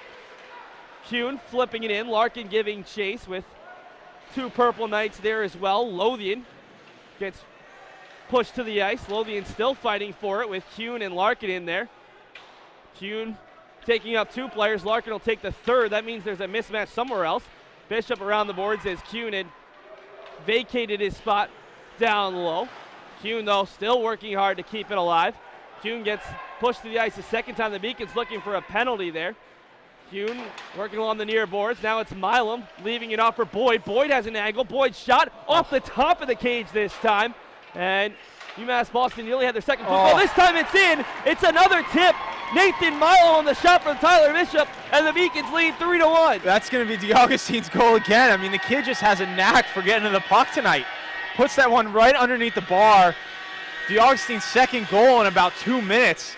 He was behind the net, just comes out in front, throws a little bit of wood, and I'm laughing because as soon as he scored, he started smiling. I don't think it gets any easier than that. You just lay your stick on the ice, and a fortunate bounce goes right underneath the bar, and the Beacons take a 3-1 lead. You know, I saw number 8 right next to Frankie, and the way that Frankie's had his puck luck this year, thought it had to be Nathan Milam. Nate scored some great goals. He's been amongst the team leaders, but Frankie DeAugustine now with 2 goals and an assist. He's had a hand in all 3 goals. And he's a player who has proven he can score. He had 4 goals a year ago against Wentworth in a single game. But he's starting to get maybe woken up here back at home as Bishop takes the lone assist. It was his hard shot that was deflected home by DeAugustine. So Bishop now with the goal and assist as well. And after giving up a couple great opportunities by St. Mike's, it looked like it might go St. Mike's getting that second goal first. Well, UMass Boston with back-to-back deflected goals, and they lead, although it looks like Beacons are heading back to the penalty kill. Yeah, that's going to be a late call, and you know, I hate to get on the refs, but you know, I played this game, and we've had Belak before. He's a guy that likes to get involved in the game. He calls a tight game. He likes blowing his whistle, and to be honest with you, Seth, I'm more to go the other way. I like watching 2 teams play. Both teams are going at it hard here. He's given St. Mike's, this is going to be their 4th power play here. You know, I'd really like to see them kind of take a step back and let the teams have at it. St. Mike's 0 for 3 thus far. They did create some great chances there last time out as they win the faceoff. That's the most important part. They've done it all 3 times. Robinson over to the point. Peepsack's shot goes wide. It was deflected even a little bit further wide by Stephen Inman. Robinson there as it's finger to the box for 2 minutes for hooking. Now Peepsack around Houston. Down low, controlled by Nick Potter. Peepsack getting a little bit of physical play from John Houston. Back into the St. Mike's end, it's Will Cote. Cote out at center ice. He's got Potter. Potter with no reinforcements on the near side. Sends it behind the net, looking for a teammate. Sam Boyd will rifle it around, and it's out of the zone. A nice dump with 40 seconds gone on the man advantage. And the PK has looked nice tonight, and they're outworking the power play. And anytime you have that, it's definitely a credit to the guys on the ice. UMass Boston's had a couple of good short-handed baits. Peepsack now sending another shot wide. He was originally credited with the first goal for St. Mike's. Now he only has an assist as the goal went to Morrow. What a great save on the backhand chance. Donzani flashing the leather, and that one's going to make any goaltender coach proud. Yeah, Donzani, that's a tough read. Anytime a shooter's on their backhand, it's really tough as a goaltender to read. A lot of times on the forehand, you can kind of, I don't want to say guess, but you can know tendencies of a shooter. On the backhand, that's all out the window, and a nice glove save on Milam. Offensive zone face-off for the Beacons. Daly wins it. Cornell almost overskated the puck, plays it behind the net as the Beacons killing off some more clock. Down to 50 seconds left on the man advantage. It's Jeremy Wong with it. Wong looking to break out with player behind the play for both teams right now. Salzillo with it. Back over to Wong. Wong up to the point. He's got Higgins. Higgins and Wong going back and forth. Wong trying to set something up with 35. He'll fake the shot. Ends up going off the stick of Tyler Bishop. Controlled now by Dickman. Dickman behind the net looking for an option up top. He finds it in the form of Higgins. Higgins will take the shot. Shot and score! Redirected off the stick of a Purple Knights player. And all of a sudden we've got a 1-goal game once again. And a good shot there by St. Mike's to get that puck through. We've seen it on both ends now. Both sides defense able to get the pucks through, not getting their shots blocked at the blue line. But, you know, this kind of goes back to what I was saying before. Refs get involved. It kind of changes. UMass had all the momentum going in their favor. Belak makes a 50-50 call there on finger, and now you have it a 3-2 hockey game. I'd rather see the players play and earn their goals as they come. And nevertheless, a 3-2 hockey game here with 5:34 left in the second period. Well, John Houston just made it snow a little bit here in the Beacons Ice Arena. Sent a puck into the rafters. There's been some issues with clearing all the snow off the roof here of the Beacons Ice Arena. It's been an issue across New England with all the snow, trying to make sure that none of the roofs cave in, but actually some snow got into the ducts. And, well, just for an instant, it was snowing inside. Fortunately, no snow coming down outside. That'll come on Sunday as Boston due for about another foot of snow. City already preparing. UMass Boston will be closed on Sunday. Shot from Larkin just a little bit wide as Donzani couldn't get the glove saved. Higgins is going to be given credit for the goal, so they're going to say the deflection came off of a Beacon this time. Milam, a great shot. Deflection from Kuhn, a little bit wide. Both teams have done a tremendous job of getting their sticks on the puck out in front, creating some difficult chances for the goaltenders as Potter sends that one wide. For Higgins, that's his third goal of the season for the senior out of Plainville, Massachusetts, attended the Kent School. Gonzani will leave that one off for John Toolings. Toolings around the boards, right onto the stick of a teammate. Broken up, though, as Brody McCusker almost couldn't believe his good luck. Kuhn trying to play it ahead for Bucco. They're going to say the icing is waved off. Bucco leaving it back for Lemire. Lemire around the boards for Bucco. McIntyre will play it back up to the point for Cornell. Cornell's shot sent intentionally wide, looking for the deflection from either Bucco or Lemire. Lemire fighting through some traffic, broken up by Salzillo. Salzillo will pass it ahead. Cornell trying to knock off McKenzie off the puck, and he does so. Great job by Dan Cornell to avoid the penalty. Meekin's already been whistled for 4. Peter McIntyre almost lost the puck in the neutral zone. Bucco will avoid a potential hit from Steven Inman, and it's sent back into the Beacon's end where Brett Mason gives chase. Yeah, you mentioned the Cornell play. That's a defenseman who knows what he's doing. He leans into the player just enough not to get called on a penalty. We're going to get an icing here on UMass, but if we could go back to that play for a second. Cornell leaning into the skater who might have had a stride on him, but what you do by leaning into the player is he's forced to slow down, and it gave Cornell just enough time to recover and make a play on the puck, and that's a veteran move by a veteran defenseman. Well, Cornell has played in 108 games at the college level. Since joining UMass Boston, he's played in every single game, and Matt, you can probably talk to this better than I can. Such a big help to a Beacons defensive core that it is made up of a lot of underclassmen. Last year they had 3 or 4 freshmen in the lineup on a day-to-day basis. As here's a big chance, slap shot, just a little bit wide off the stick of Dan Divis. And Dan Cornell, Cam Harvey last year, and John Houston have had to be mentors to this group of youngsters. Yeah, Cornell's been a huge pickup for the Beacons, no doubt about it. Chance behind the net, wraparound opportunity there, but unable to come to grips with it. Now there's a second backhand chance sent wide, and a third opportunity. Josh Dickman couldn't put it on net with the forehand. McIntyre avoids the big hit, gets it over to Lemire as McIntyre did get knocked to his trousers. Picked up by Dickman. Dickman coming in the near side, trying to use Boyd as a bit of a screen on Billy Faust. Faust hasn't had to work nearly as hard here in the waning minutes of the second period as he did in the first. St. Mike's with a goal in each of the first and the second. The Beacons scored first 2 here in the second to take this 3-1 lead. St. Mike's is yet to lead in this contest. Goals from Tyler Bishop and a pair from Frankie DeAugustine for the Beacons. For St. Mike's, it was Sean Morrow in the first, 11.1 seconds to go. And Mark Higgins on the power play, the most recent goal, as we've got an icing coming against St. Mike's. Yeah, St. Mike's going to get called for the icing, like you said. But again, we're seeing Beacons, too many turnovers. And before they were doing it, they were getting the puck deep. And another miscue by the referee crew here. We're going to have a face-off at the center ice. But, they were getting pucks deep. They were generating offense. And then they took a couple penalties. And now, again, trying to make too many pretty plays in the neutral zone and in the high end zone. And it creates too many turnovers, which sends them down the other way, and St. Mike's has capitalized on it with a few of their power plays. Frankie DeAugustine, 2 goals and assists on the day. He wins the faceoff over to his good buddy Kit Sitterly. Sitterly sending it all the way around the boards, looking for Jeremy Finger. 3 juniors out on this third line. Group that has played together for the past 3 seasons, played extremely well together tonight. Sitterly trying to get it over to Houston. Maciag will have to come back as the puck came out of the zone. Houston immediately feeds it back to Finger, trying to put it onto the stick of Sidderly, and now Maciag will dump it down into the zone. Tooling's the first player to it. Toolings will send it across for Eric Robinson. Robinson for Peepsack, all the way back over for John Toolings.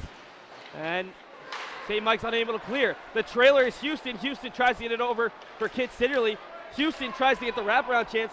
John Houston is getting more good looks on the offensive end of the ice over the past couple of weeks than I think I've seen in his first 3 seasons with UMass Boston. Absolutely, found his offensive game. And you see here a great shift by this line, and it all started with them getting this puck in deep. They've really had St. Mike's pinned for a lot of this shift. Hopefully UMass is going to get a line change here. They can follow it up with a shift after. Houston will put it on to the stick of Mike Miller out there for the 4th line, as Miller got the early change in there for Finger. Now Daly's out there. Sidderly, the lone player, still out there from the 3rd line as he whiffs on that slap shot. Going the other way, it's Schreiner. Schreiner leaving it off for a teammate. Backhand chance. Fouls with the glove. Save. Tremendous effort there on A.J. Peepsack as the lines were mixed up a bit for St. Mike's. That's a big save from Faust to keep this one even with 67 seconds to go in the period. Schreiner with a great pass, put it right on the tape of his teammate there. I think it was Mitchell who was able to get the shot on goal, and Faust with a nice glove save was able to, again, another backhand shot, was able to get it in the glove and hang on with some St. Mike's pressure all around him. Referees working to get the Beacons net back on its moorings behind Billy Faust. UMass Boston will keep that 4th line out of McStravick, Miller, and Daly. St. Mike's with Potter, Schreiner, and Mitchell, the 3rd line out there. Daly won it back to McStravick. A little bit of confusion, and now Daly controls. Tried to send it off the boards. Was knocked off the head of Potter. Kept it in for the moment. Now Miller over to Daly, and we've got a stoppage. The Beacons offsides as Miller slow to get up. A little bit confused as how he didn't just draw a penalty, getting run into his own bench. Yeah, it might have been a touch offsides. I think that's a good call there. No problem. 54 seconds left in the period in a 3-2 hockey game. This is looking like it's going to be a good 3rd period for both sides. Well, we talked about it. The past couple of games have been very close. 6-4 Beacons win, in which they came back from 4-1. A 4-4 tie a year ago at St. Mike's, and then a 5-4 overtime game. When the Beacons and Purple Knights play, it's always a lot of fun. Miller looking for a shooting lane, weaving around the near circle, trying to find an option as a couple of players out in front looking for deflection.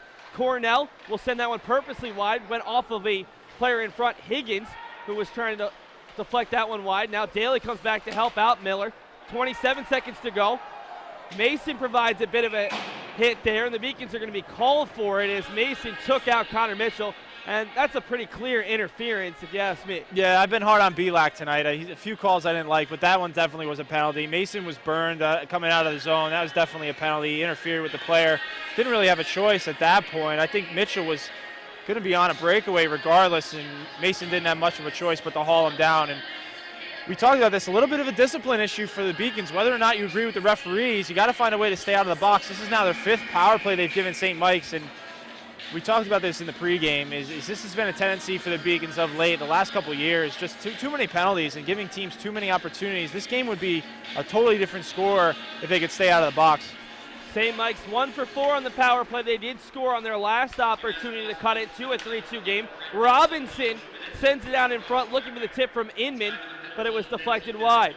Back into the St. Mike's zone with down to 11 seconds to go in the period. Peepsack can't get a touch on it. Houston will play it towards Donzani. This should just about do it as Larkin gets tied up with Robinson behind the net. Gets some help from Will Cote, who poked it loose, and after 2 periods of play, UMass Boston leads St. Mike's 3-2.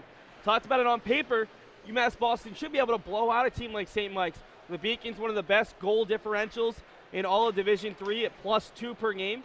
St. Mike's at -1, but anytime these two teams play, we seem to get some great contests. Yeah, St. Mike's is a team that works very, very hard. They have a game plan. They execute it very well, and they've come into this game and done just that. And UMass Boston has found ways to get the back of the net, and to me, they've looked good tonight. I don't want to take anything away from UMass. They've played a very strong game, but here we are 3-2 going into the 3rd period, and they're going to be shorthanded to start it off.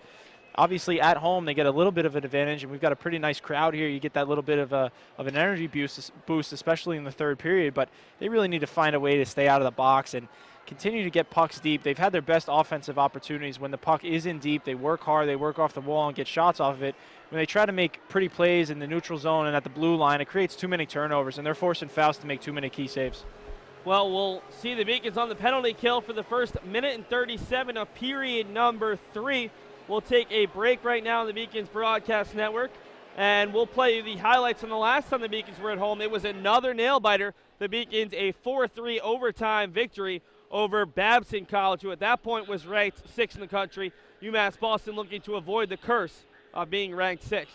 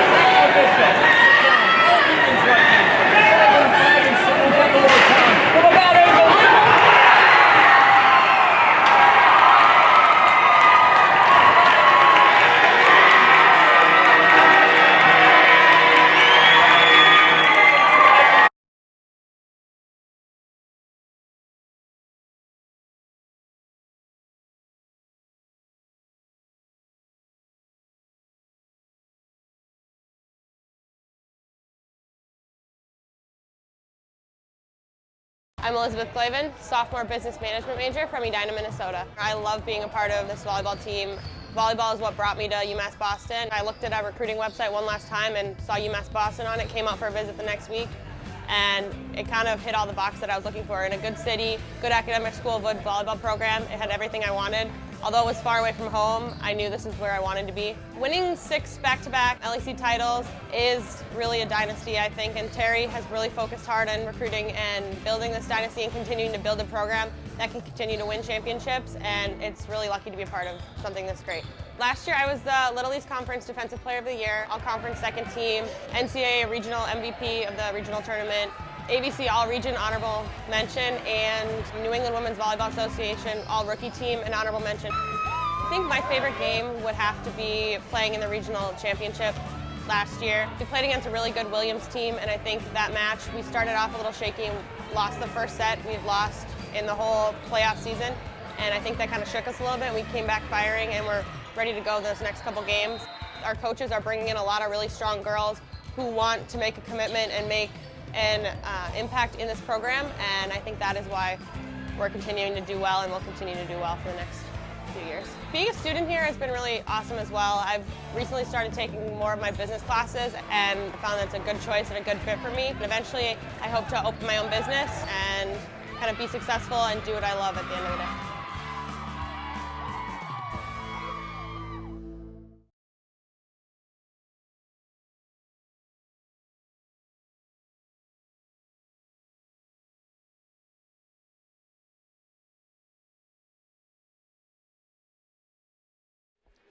After 2 periods of play, UMass Boston 3, St. Michael's College 2. The Beacons with a pair of goals early in that second period. It was Frankie DeAugustine at 9:24. Dan Cornell and Matt Lemire with the assists. Then Frankie DeAugustine tipped home a Tyler Bishop shot at 11:50. First of DeAugustine's 2 goals came on the power play.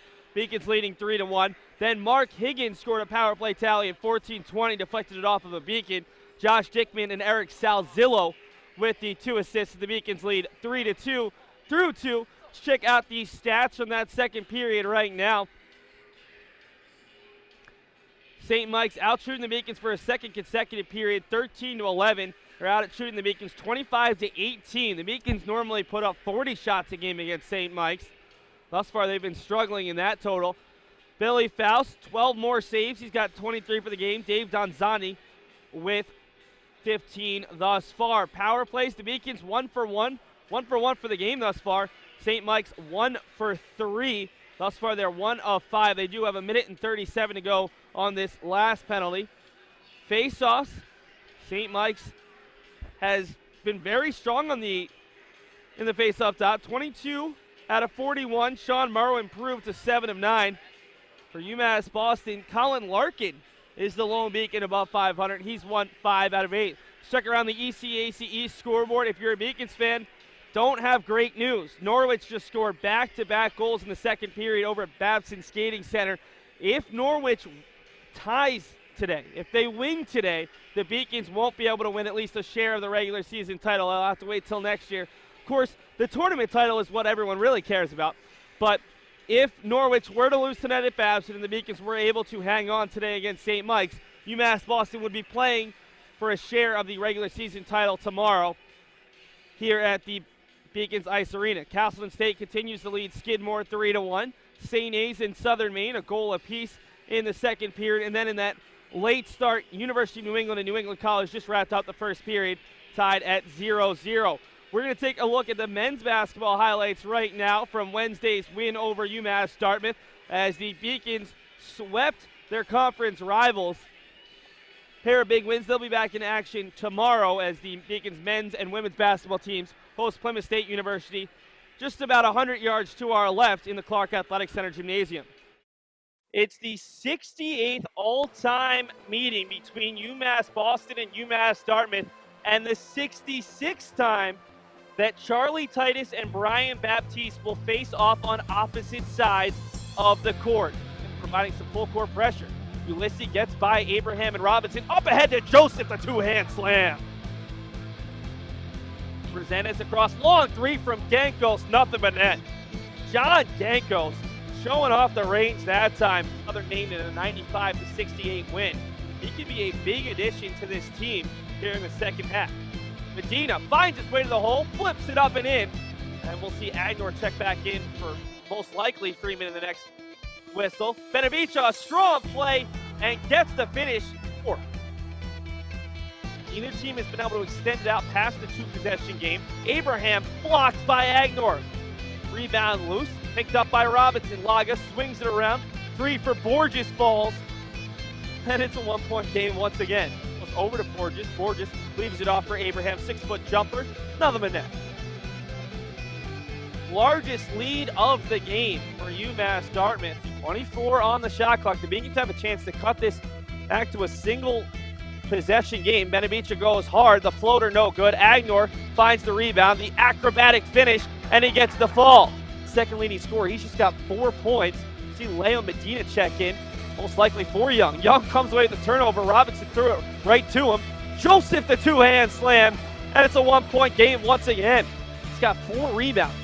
Medina leaves it off for Agnor. He can shoot the 3, but pass it up on this occasion. He'll take the long 2 instead, and it falls. The big man having himself another big game. Abraham backing down Agnor, stripped away by Benavicha. 2-on-1 run. It's Ulysses leaving it off for Joseph. Gets the finish, and the Beacons lead all of a sudden by 5. Young hits 1 of 2 once again. It's a 6-point advantage, 30 seconds to go. Plenty of 3-point shooters on this Dartmouth roster. Gankos with Benavicha, hand in his face, takes it anyway, somehow manages to get it to fall. Abraham and Resendez struggles to get it out. gets it to Lager, contested 3 over Agnor. Abraham gets a hand on it, into the hands of Young. Young ahead for Ulysses. Ulysses can't make the catch. The ball's loose, no call. Resendez long 3, front rim no good. Into the hands of Ulysses, and Ulysses gets the foul. Boston. Abraham inbounding it to Robinson. UMass Dartmouth needs contact. Over to Abraham, to Resendez. Resendez over Agnor. It's no good. The Beacons pull the upset. UMass Boston 79, UMass Dartmouth 75.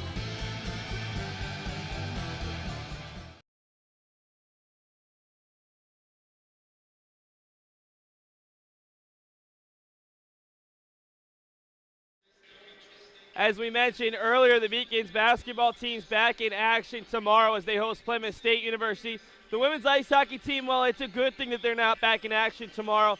The Beacons dropped a 5-0 game today in ECAC East Conference play, one of their worst performances of the year.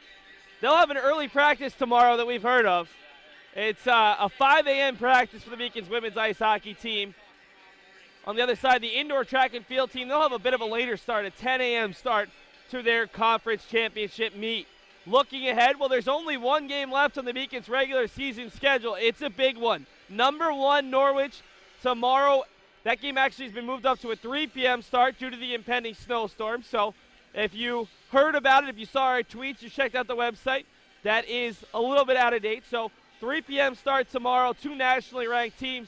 Beacons could be playing for the ECAC East regular season title if Babson were to be able to score a couple goals and get a comeback win against the Cadets. Then again, the Beacons have to hold on today against a very good St. Michael's College program.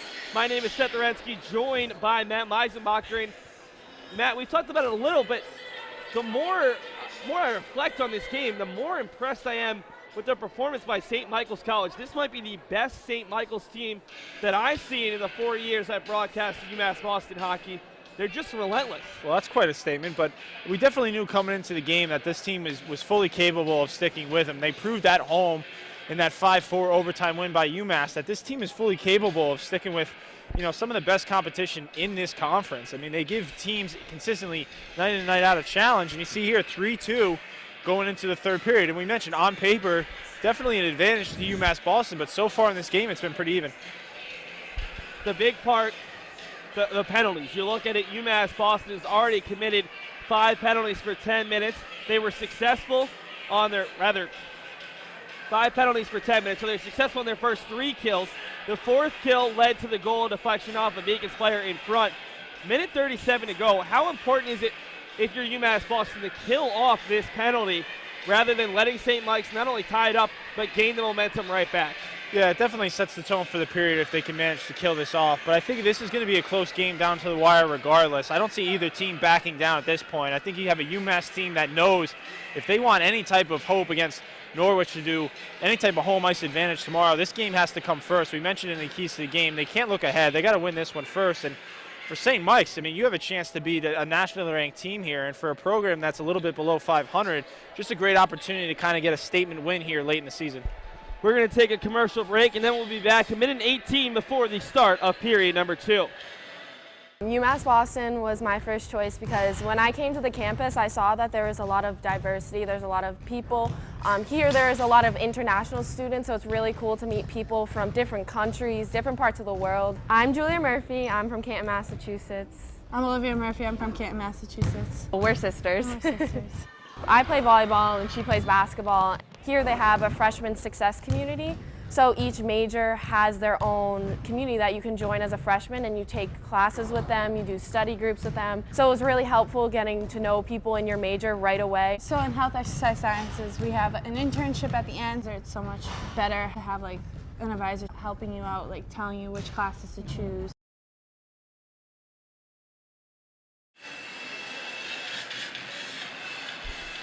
Both teams back out on the ice. UMass Boston led 1-0. They led 3-1, but St. Michael's College has been pesky. A goal with 11.1 seconds left in the first, and then a goal 14-20 into the second period has cut the Beacons deficit 2-1. Minute 37 to go on the power play. Matt, we've talked about it a little bit. What does St. Michael's need to do to come away with the upset? Stick to the game plan. We've seen it for 2 periods here. They've done a really good job generating offense, and the shots on goal officially are 25-18 St. Mike's. They've definitely outshot the Beacons that's pretty heavily, especially for a Beacons team that averages 40 shots a game. They've done a good job in kind of limiting the offense, even though it's a 3-2 game here. I think we're in for quite a third period. Yeah, St. Michael's College came in averaging 34 shots per game, but what impressed me in looking at the statistics, they allowed just 30 shots per game as St. Mike's right into the Beacons and on the penalty, or rather on the power plays, the Beacons get the clear. That's pretty impressive for a team that sits at 8-13-2, 5 games under 500, but they're a team that clearly gets their chances in every game. Peepsack tries to bring it into the zone, fights off Cornell, slap shot, a big toe save there by Billy Faust as he absolutely robs Nick Potter. That is an unreal save on a rebound. Potter flips it around the back end of the cage. Peepsack did a great job of holding off Cornell, and then a couple of big saves there from Billy Faust, who is trying to stay unbeaten on the season, 10-0-1. He's playing in his 26th career game, and Billy is just enjoying a tremendous career as a Beacon. Faust easily able to make that save as it came and hit him in the chest on the shot from Josh Dickman. And Seth, I want to just kind of describe how difficult a save is. So as a goaltender, you get a shot on goal, your balance is shaky, and any type of rebound, your balance is off. So you have to readjust, get your center of gravity, and get a nice push across your crease, come all the way across, and still track the puck, all while doing it. Huge save by Faust just to keep this a 1-goal lead. They're going to need him, especially in this third period. Milam tries to flip it out, unable to do so, but Larkin does a nice job helping out his fellow penalty killer as he flips it in to neutral ice. Houston looking to find the puck. It's corralled by Salzillo, down to 15 seconds to go on the man advantage. Salzillo from the circle. Faust can't corral the rebound. Now he picks it up on the second chance from Salzillo, and down to 7 seconds to go. That's a rotten feeling as a goaltender. You make a save, and you just kind of watch the puck trickle away from you, just out of your reach where you can corral it. Faust had enough wherewithal to readjust his angle, and he's been a good job, and I kind of called it in the first period. He looks solid to go. He's been tracking the puck well all night, and this is what you get when you have a goaltender that's in the zone. I know he's given up 2, but you can't really fault him on either goal. Anything that he's had a chance at stopping, he's really done so. Daly, a big face-off win to kill off the remainder on this power play, and now the Beacons called offsides there. Daly and McStravick ahead just a little bit there with 18:20 to go in regulation. So the Beacons got the penalty kill that they needed. Now they'll send the top line out there looking for goal number 4. Yeah, they're going to try to tilt the table the other way. Obviously, with the power play, even though it was unsuccessful, you obviously get a little bit of momentum off of it. And I think what you're seeing here from Coach Blyle is sending out that first line, generate some offense, and even out the ice. Another face-off win for St. Mike's. Puck turned over, though. Lemire, backhand chance, but he sends it wide of the net as he was slipping to the ice. Cornell chips it back in off of a St. Mike's player. Donzani will try to trickle it over to Inman. Now it's McIntyre feeding it ahead for Lemire. That was actually Bucco with the tremendous fear. Lemire somehow unable to put it by Donzani. It looked like he had a great angle, and back into his own end to play it is Maciak. Cornell, cross-ice pass onto the stick of Lemire. Lemire feeds McIntyre. Bucco to his right. McIntyre tries to leave it for Bucco. Bucco gets the angle, but he's surrounded by 2 players, and nice job by Salzillo to slow down any good look from Stephen Bucco. Bishop already with 1 goal today, bringing it along the boards. Now he leaves it back for Bucco. Bucco tried to wrap it around, but threw it right in front where it was knocked down by Salzillo. Salzillo with McKenzie crashing the net. Faust able to poke the rebound back towards the near boards. Lemire getting some help from Maciag. Maciag working there against Brody McCusker, the 4th line left winger for St. Mike's. Played behind the net. Maciag trying to tap it around. Instead, it's McCusker working there with McKenzie. McCusker comes away with it, tries to have a centering pass onto the stick of Salzillo. That shot goes a little bit wide. Beacons are collapsing on their own goal here. They need to readjust. Salzillo with a deflection out in front. Now a second opportunity out top for Toolings. Toolings tries to send it towards the front of the net. McCusker slips the ice, and it's a chance for McIntyre to clear the zone. McIntyre will take it all the way himself.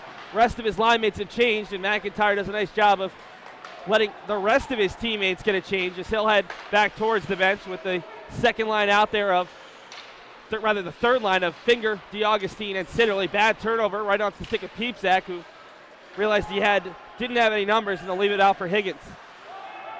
Higgins being badgered by Sitterly in his own zone. Yeah, good forecheck by Sitterly. He forced him all the way back into his own zone. That gave UMass a chance to readjust there. Good effort by Sitterly on the forecheck. Higgins with it now for St. Mike's. Looking for Wong. Now it's Maori chipping it into the zone. Maori giving chase with Cornell ramming into him. Big hit from the Beacon senior assistant captain out of Abington, Massachusetts.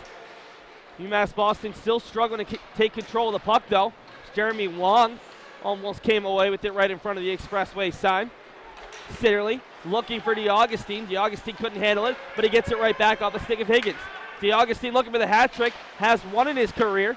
Tried to slip through the defense, unable to get a shot off. Now it's Finger working the forecheck. Finger unable to paw that one down. Maori tries to get out of the zone. Cornell stepped up, somehow came away with it, and then onto the stick of Sitterly, but the pass just on the other side of the blue line of the Beacon to call it offside. Yeah, it's going to be an offside. And Cornell took a whack there. I think he got it right over the forearm. And for anyone that's never played hockey before, there's a glove, and then the elbow pad kind of starts mid-forearm. So there's a little bit of gap on that lower forearm. I think he took a stick right over, and he's definitely trying to shake that off. That never feels good. Face-off win for St. Mike's. Not only out shooting the Beacons through the first two periods as Mike Kuhn loses his stick. Played ahead for Dickman. Dickman, 3-on-2 opportunity for Morrow. Morrow's shot knocked wide. He scored the first goal of the game for St. Michael's College. 11.1 seconds to go in that first period. Dickman trying to weave his way towards the front. Sends it out top onto the stick of Inman. Inman, lefty shot deflected by Morrow, but went wide of the cage. Yeah, that went off the crossbar. Maciag able to clear it. The Beacons with a 3-on-2 chance now. Kuhn skating in, has it tapped away by Inman. Now it's Cote coming back to help out his defenseman. And it's Lothian. Lothian tries to flip it around. Instead, it's intercepted by Kuhn. Bishop tries to send a shot on net. It's deflected wide off the stick of Milam. Larkin trying to leave it for Boyd, who had stepped outside the zone, and the Beacons have to retreat, and they'll take a line change. Lothian off the skate of Nathan Milam, who stayed out there, the lone forechecker, and he nearly created a turnover in a dangerous position. Lothian loses his edge as Connor McStravick, the ever so speedy fourth liner, creating a great opportunity. Albie Daly with it. Sam Boyd wants it, as does Bishop. Bishop will send it down low, didn't have an angle. Sent out top for Daly. Daly couldn't quite handle it. Now Boyd will chip it back down for Miller. Miller out in front for Daly. Daly skating through three players. Somehow is strong enough to get a shot off, but Donzani turned it aside. Another turnover. Mike Miller has it. Miller from an awkward angle, and Donzani able to hold on this time. Seth, anyone that knows this broadcast knows I absolutely love this yellow line. Every time they come out, they generate something. It started with Nastravik, relentless on the forecheck. He was all over the St. Mike's player, was able to create the turnover, and then watch Miller and Albie Daly go to work, just create offense, multiple shots. A few of them got blocked, but Miller fed Albie twice in the slot. They just weren't able to connect and bury it, and still a 3-2 game with 13:47 left in the third period. St. Michael's College trying to get out of their own end. They've been pinned in there for about 45 seconds. Finally get it out. It's out towards center ice. McIntyre tried to feed it over to Bucco. Now it's into the Beacons end. A nice tap by McKenzie. Cornell being pinned along the boards on the near side. McKenzie comes away with it for a moment. And now Bucco helps out Cornell by pushing McKenzie into the boards. Bucco takes a feed, sending it over for Lemire. He's been quiet, our player to watch. Has had goals in 7 of the past 8 games. Bucco trying to return the favor for Lemire. Intercepted by McKenzie. McKenzie skating out, doesn't have numbers, sends a shot off of Houston into the netting, and that'll create an offensive zone faceoff for St. Mike's. And you saw Houston there. What he does, one of the things he does so well is angles. He really provided no opportunity for, I believe, I'm not sure who was coming in. I think it was it McKenzie or Mitchell? McKenzie coming in there really provided no angle for him to either skate with it or shoot with it, and deflected the puck and up into the netting for a whistle. St. Mike's, the offensive zone faceoff. A couple of shots sent towards Billy Faust. He was able to make the lone save that he needed to. Houston trying to send along the boards and out, unable to do so. Now it's Nathan Milam skating through a player.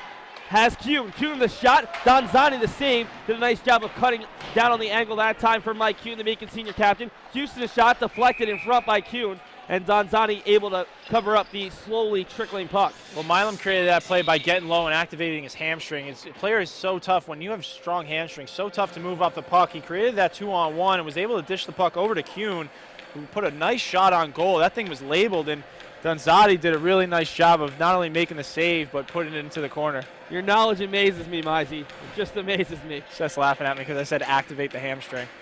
It's a term I haven't heard too often is St. Mike's. Well, you talked about the importance of winning these face-offs. Thus far, the Purple Knights seem to be winning 2 out of every 3, as Boyd's going to have to track this one back. It's not going to be an icing. It was off of a beacon. Sent around and out of the zone. Lothian has to come back to get it in his own end.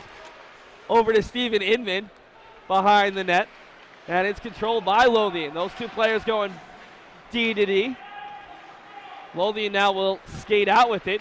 Tries to find a teammate. Kit Sinnerly nearly got a stick in on it, but it's controlled by Inman.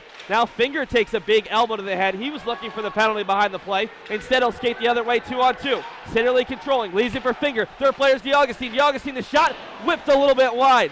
Sent around for Finger. Sinnerly's in there as well. Bishop stepping up as DeAugustine so close to the hat trick.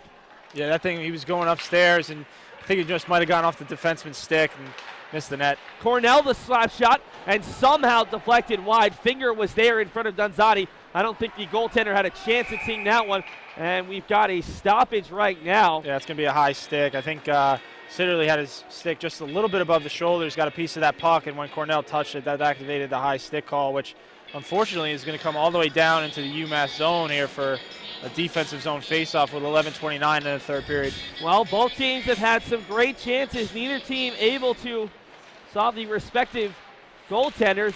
Here's a good look for Nick Potter, but unable to get enough stick on it to get a chance. Cornell across for Mason. Bad turnover. Chance in front for McKenzie. Foul somehow able to turn it away as it ended up behind him, but wide of the net. Yeah, bad turnover by Mason there. And you see here on the rush, he's trying to go the other way with it, but turn the puck over to Mitchell. And that puck was very close to making this a 3-3 hockey game. Potter coming back with Miller serving as the second defenseman. Mason got into the rush. McStravick will look to go the other way. The Beacons with a 4-on-2 opportunity if they rush. McStravick on the far side. He's got Houston in front. Donzati makes the glove save. No rebound available with Houston right on the doorstep. Yeah, and they're talking about this going back to the bench. You see Houston with Daly and McStravick. I think McStravick is saying, guys, that's my bad. I wanted that puck a little bit lower. What he was trying to do there was get it off the pad, create a rebound. It's almost like a shot on goal that's also a pass because you got 2 wingers coming down the other side who are looking for that rebound. Lemire, face-off win to Maciag. Maciag gets it over to Bucco. Bucco turns, shot right into the chest of Donzani, and another clean save. And that, if any rebound was there, you had 2 of the top goal scorers in the league, and Lemire and McIntyre just hovering around the net, looking to jam that one home. Donzati did a good job not allowing a rebound. Yeah, Donzani hasn't made as many saves as Billy Faust, but he's having himself a great game. Bucco, another shot. McIntyre the effort. Donzati another save. Lemire looked like he might have had the best opportunity of any Beacon, but he couldn't quite handle it. Yeah, and there you see it again. Donzati strong on his angle, and McIntyre, who we all know can really shoot the puck, and Donzati takes it off the shoulder, and another face-off in zone. Dave Donzanti, senior out of Westchester, Pennsylvania, not too far from where I grew up, just outside Philadelphia, and he has had himself a tremendous game. Maciag giving chase as the Beacons look for the ice, and they'll get it. And with 10:28 in the third period here, this is really where you start seeing your matchup games. Both coaches are going to be very, very cautious on who they send out there and when, because just the slightest advantage can really either tilt this game in the direction of UMass Boston or back towards the St. Mike's Purple Knights. Lemire in the face-off against Long. Both teams sending out their top lines with 10:28 to go. Lemire wins it, but it's stuck amongst the skates of one of the linesmen. And now it's in on Donzanti, who only had to stop 16 shots over the first 2 periods. I feel like he's had at least a half dozen or more saves in the first 10 minutes here of period number 3. And Seth, this is where you see the matchup. UMass Boston changes, puts their second line out. Guess what St. Mike's does? Second line on the ice. Puck loose, and it's a chance for a 2-on-1 if St. Mike's harries, but a nice break up by Tyler Bishop. Cornell, who got caught behind the play. Now it's a hard shot, a riser from Stephen Inman, way off the mark. Kuhn wins the puck in the neutral zone over to Colin Larkin, who gains the zone. Larkin working the puck along the boards, tries to turn, gets caught up there. Looked like a St. Mike's player was holding onto his shoulder. Over to Milan. Milan to Houston, to Bishop, looks for the shot. Donzanti finally gives up a rebound, but Kuhn overskated that one. Oh, that's the type of rebound you pray for as a defenseman. That's exactly what Bishop was trying to create there. Just a slow little leaker off the crease, and Kuhn just slightly overskated it, wasn't able to jam it home. Bishop flicks it up the boards over to John Toolings for St. Mike's.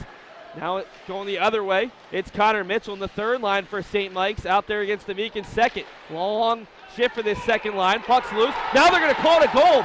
It was stuck in Billy Faust's pads, and somehow it slides home to even this one at 3-3. Yeah, I have no idea how that went in, except the only thing I could come up with was that on that wraparound when Faust came off his post and tried to kind of turn his body and go parallel with the goal crease, he might have just nudged it just across the goal line, and that's a goal I'd love to see on replay. It really looked like Faust was there and was able to make that save. I'm not quite sure how that ended up going in, but this is kind of what we've seen from St. Mike's today, is they're finding ways to capitalize on their opportunities, and here we have it.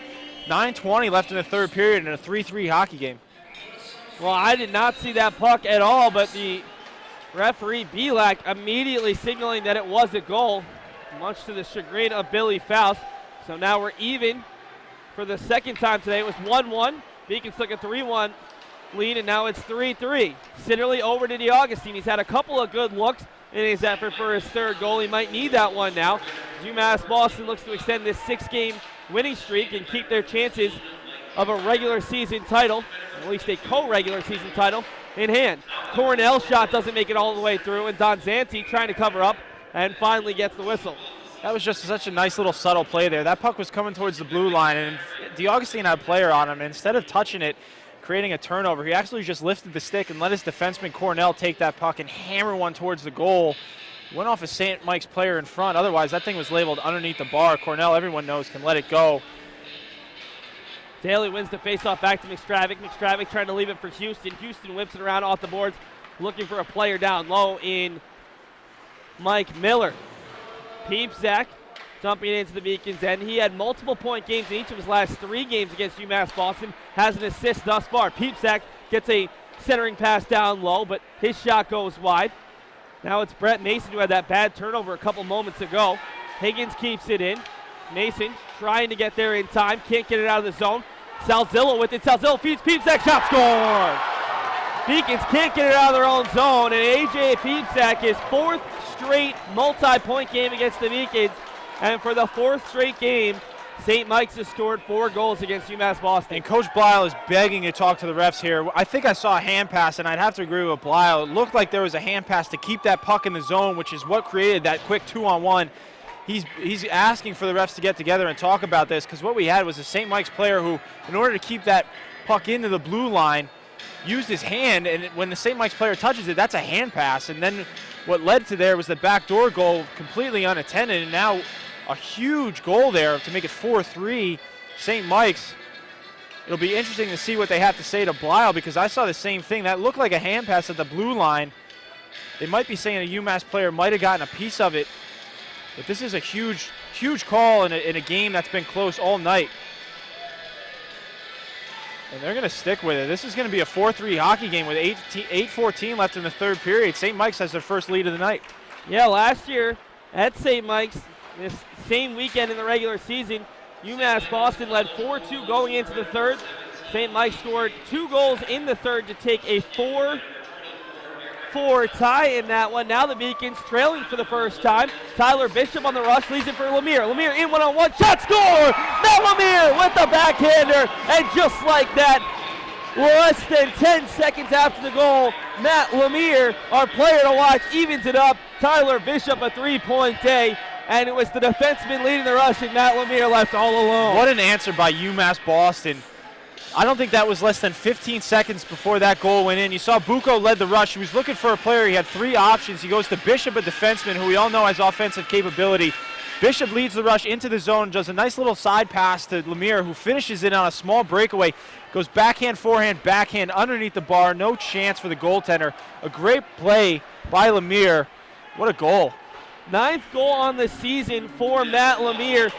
9th goal on the season in just 11 games with the Beacons. You can be sure that they were very happy to get their late Christmas present. Matt Lemire, the junior out of Townsend, Massachusetts, has just been phenomenal. St. Mike's controlling right in front of their own bench, trying to bring it in. It's Maori poking it around. Player now a difficult angle. Rebound loose, but no St. Mike's players in the vicinity. Another turnover by Mason. He hasn't looked too strong tonight. We're used to seeing him being pretty consistent in the defensive zone. He's had some costly turnovers. Cornell tries to clear it, but it's kept in. A tremendous job by Connor Mitchell. Brought out into the neutral zone, flip back in on Faust, who makes the easy save.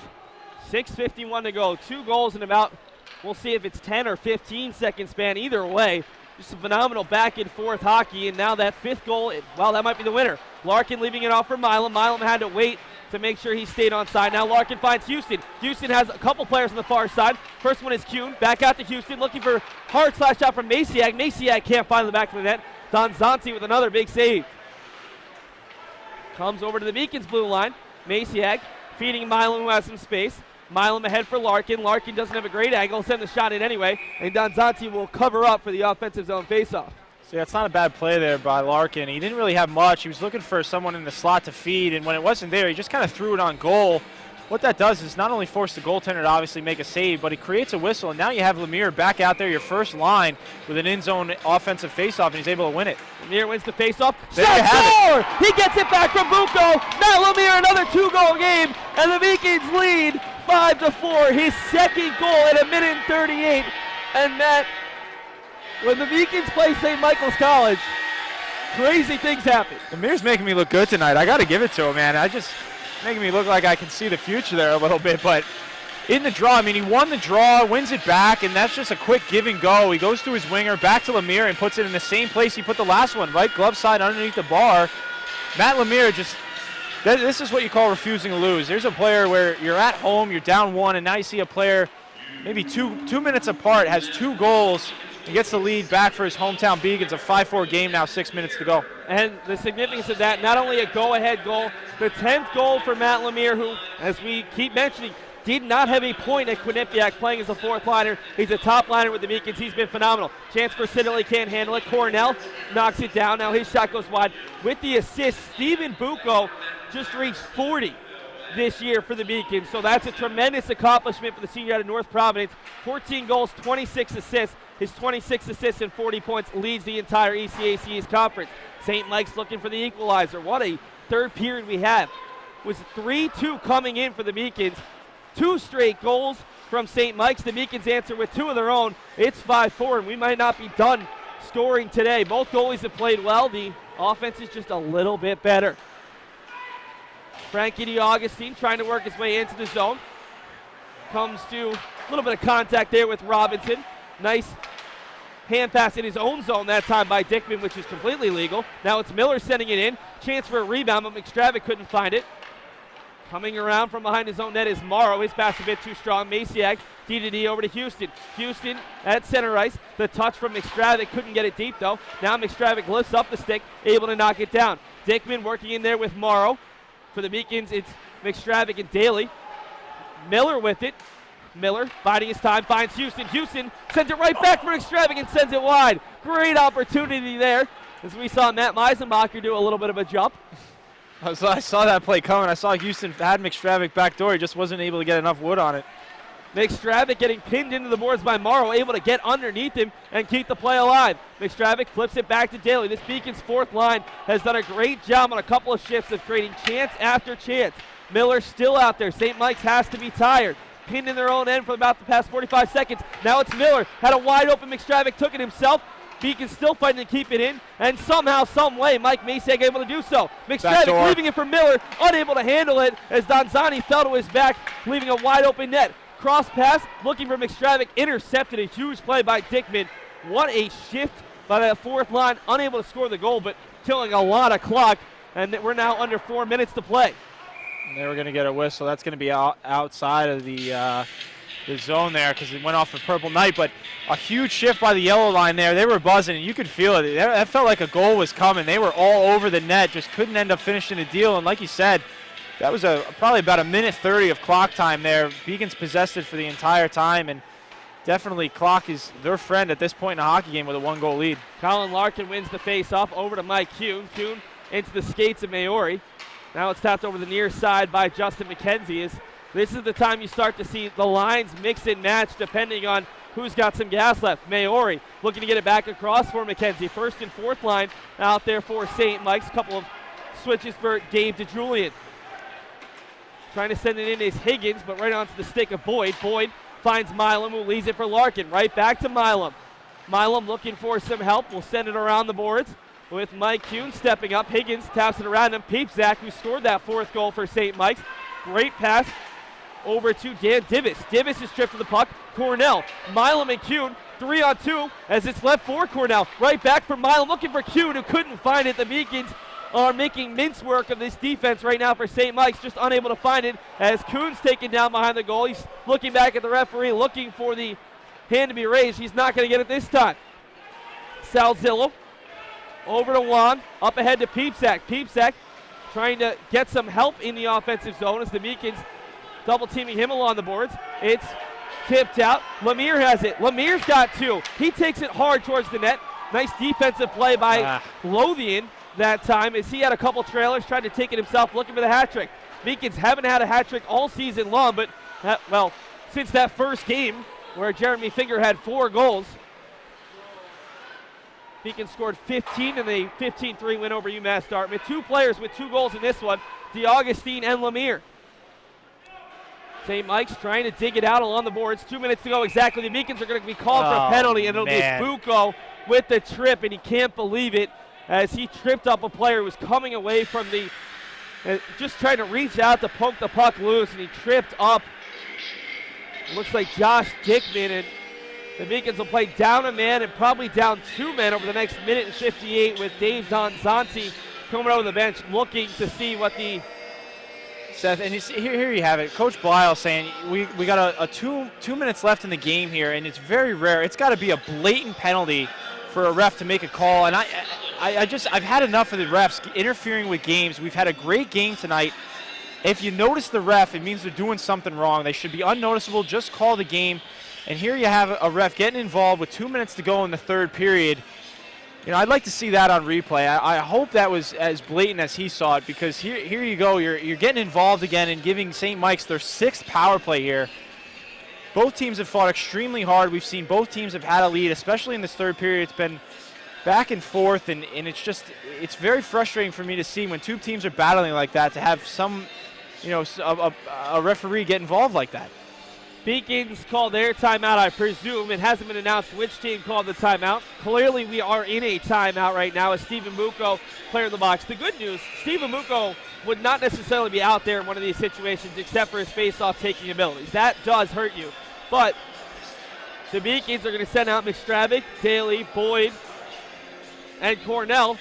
And right now, the question is, do you pull the goalie at this point? And it looks like St. Mike's will. So a minute and 58 of 6-on-4 play. Well, what this does, Seth, especially with pulling the goalie, is UMass can actually just go for the goal. When you're on the penalty kill, it allows you to ice the puck, and now they can actually shoot for that net and maybe get a lucky one with an empty net to take that 2-goal lead. Face-off win for St. Michael's. It's up top for Robinson. Robinson going back and forth with Peepzak. Peepzak the shot. Foul stands up to make the save.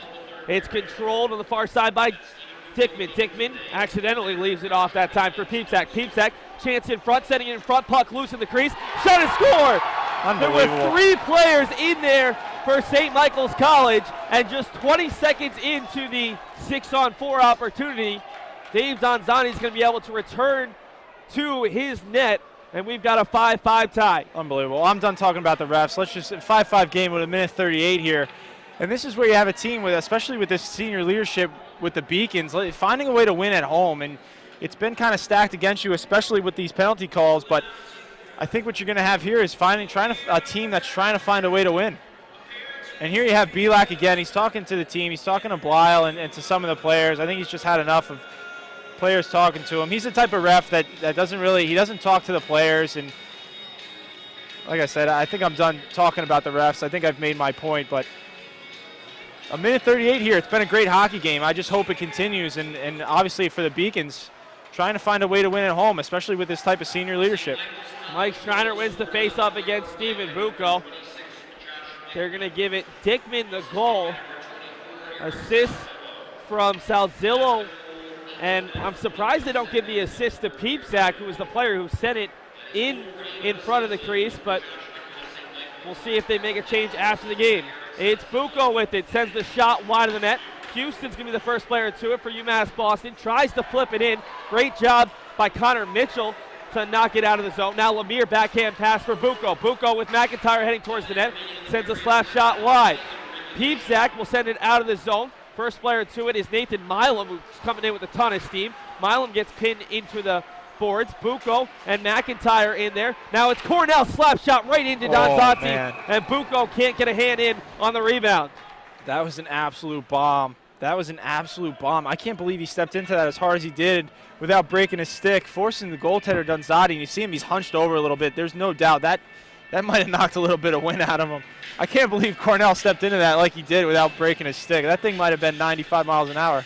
45.6 seconds to go. Another face-off win for St. Michael's College. It was Morrow this time working against Larkin. Beacon's second line out there, as is the second line for St. Michael's College. The Beacons led 3-1. The Beacons led 5-4. They also led 1-0, but St. Mike's has just stayed in this one the whole way. Cote trying to keep it in. Now it bounces out towards center ice. Peepsack, who's had himself a big game with the goal and assist, trying to make something happen late. Pass across for Cote. Cote sends it back for Peepsack. Shot and a huge deflection there by Brett Mason, who hasn't had the best of games, but he just saved the Beacons potentially, as that would have been a great look for Peepsack. Milam now tries to get a shot up. Now it's a shot. Oh. He didn't see it. It was Brett Mason there with a potential game-winning goal, and we'll head to overtime. Dave Donzani did not look like he saw that puck at all. He didn't see that puck, and we've been talking about Mason, a couple turnovers there. We've mentioned him and kind of put him on blast on the broadcast, but two great plays there at the end of the period. One, blocking that in front. That was a game save. That game was over. Faust was late coming across, and St. Mike's was right in the slot, shot on goal. Mason made the save and then comes down the other end, lets one fly, and like you said, Donzati did not see that puck. At least it didn't seem that way. Went off his shoulder, a little bit of his mask in his shoulder, up into the net. And as I'm looking at both benches here, I'm seeing two things. I'm seeing a St. Mike's team that truly believes they've got a chance here, as they do. Next goal wins, but on the other end, Coach Blyle's talking to his team saying, guys, we've had the lead all night, and I've been in this type of situation, Seth. It can be daunting when you've had leads all night and the team just is fighting and clawing, finding ways back into the game to continue to have that same type of drive. But 5-5 at home. This is your second to last regular season game with Norwich tomorrow. It's imperative that you find a way to win this hockey game. It comes down to who's going to be the hero, and if I had to put my money on it, probably going to be DeAugustine or Lemire. Both players have played really well tonight. DeAugustine with 2 tips, and Lemire, who's really found a way to bring UMass back with his game-tying goal and 2 goals late in the third period there, maybe about 2 minutes apart. Well, Matt, we know this. The team doesn't. Norwich currently leads Babson 4-1 in the third period. So UMass Boston, behind by 4 points, is not going to win the ECAC East regular season title. On the other side, there's a lot of pride right here. You have a chance for 20 points, and you want to go into the postseason with as much momentum as possible. Obviously, you don't want to go into a game against Norwich tomorrow coming off a loss or even coming off a tie. So it means a lot. Doesn't mean quite as much as it possibly could have, but this Beacons team completely unaware of that, and you have to know this could be for a regular season title. Not only that, Seth, but that second place, you still get home ice, right? So assuming that they can get that second place position, you still get home ice, barring you don't play that first place team. So it's still imperative to try and get that, especially with Babson, who's right on their heels in terms of points, of just trying to get as high as ranking as you can. Home ice is so valuable, especially in conference play, and I think the Beacons know that regardless of what the score of Norwich and Babson is tonight. Yeah, the result of that Norwich game, if it stays the same, would mean Norwich would finish as the 1 seed, the Beacons would finish as the 2, as they would be 4 points clear of Babson already heading into the night, as we've got an icing called off the Beacons win, and then Babson would finish as 3rd. The 4th seed still very much up in the air, and UMass Boston would most likely play Skidmore College next Saturday, although Skidmore could potentially be passed by Southern Maine over these last 2 games. So face up in the Beacons end, it's going to be Bucco working against the 4th line center Eric Salzillo. Salzillo wins it back. The Beacons trying to press and immediately cause a turnover. Salzillo backdoor pass, looking in front for Peepsack, and Peepsack must have whiffed on that one, as he's out there with a changed line. Salzillo and Wong. Maori's been put on the 4th line, and Salzillo deserves to be on this top line. He's had a phenomenal game. Puck played just short of the Beacons blue line. Peepsack trying to get it. Instead, it's Cornell with the interception trying to feed Lemire off the boards. 40 seconds into overtime. It's 1 5-minute overtime session. Golden goal right now. Mason off the boards looking to find McIntyre. McIntyre didn't get a touch. Lemire trying to play it amongst two purple shirts. Lemire scored the Beacons' last 2 goals, tying it up at 4-4 and giving the Beacons a 5-4 lead. Now it's Bucco with it. Bucco 5 game-winning goals, second in the country, looking to add a 6th. He does have a game-winning overtime tally. That came against New England College the second weekend of the season. Controlled right now by Will Cote, bringing it on a 2-on-2. Sam Boyd in front of him, leaves it off for Dickman. The pass behind for Morrow, a little bit too far behind the Beacon second line. Kuhn onto the tape of Milam. Milam in on goal. Dante with a robbery as he's able to get the glove up and somehow knock that into the netting. What a play, what a save. Milam with that extra stride. I'm surprised he's got this much energy left this late in the game. With a nice pass from Kuhn, put it right on the tape, right in stride, sent him in on a little bit of a breakaway, and Milam made a great move there, no doubt about it, but the goaltender, Donzati, with a nice glove save, went with a poke check and was able to get enough of his glove on it to make the save. Huge save there for St. Mike's. Second line will stay out there for the Beacons. It's the third line for St. Mike's. Larkin and Schreiner in there, 3:31 left in overtime. Milam, the shot towards net, doesn't get through. It was deflected there by Eric Robinson. Shot from the point, tipped wide by Milam. He's had a tremendous game. Milam can't find the centering pass out in front. Now Robinson on his knees trying to get it out. Milam fighting for it. And it's flipped towards the blue line and finally out as that took a bounce off of Colin Larkin. Pass from Bishop a little too far ahead. Icing waved off. Higgins coming back behind his own net with 3:04 to go. The Beacons do have a couple of overtime victories. They won at St. Michael's College 5-4. They won at New England College. That game was a 5-4 score as well. And they won at Castleton State College. That was 2 weekends ago, 4-3. UMass Boston thus far on the season, 3-0-1 in OT play. And Seth, this is a huge opportunity here. You have an icing. St. Mike's wasn't allowed to change. UMass is putting their first line out there. All their scores on the ice. They just weren't able to win the draw, but Bucco wins it there. Bucco in front. Looking for McIntyre, who couldn't get a stick down, and now it's cleared, and it's such a soft clear that this will not be an icing. Would have been in on Faust either way. St. Mike's with 5 fresh skaters out there, 2:40 to go. Halfway through this overtime session as McIntyre somehow chips that one, and it doesn't go into the Beacons bench. Peepsack leaving it off. He's got Robinson. Robinson still skating with it. Robinson leading it off. That shot a little bit wide of the net from Jeremy Wong. Turnaround from Salzillo. Faust makes the save. He'll cover up with 2:23 to play.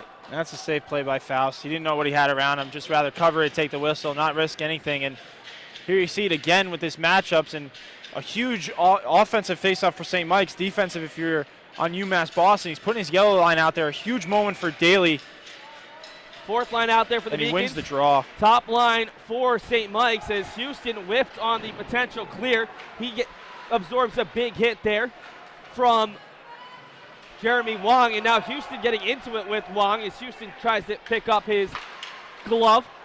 Shot in front is deflected down by Dan Cornell. Houston to McStravick. The Beacons with a chance for a 2-on-1. Miller on the right. McStravick for Miller. It's broken up. A tremendous defensive play by Stephen Inman.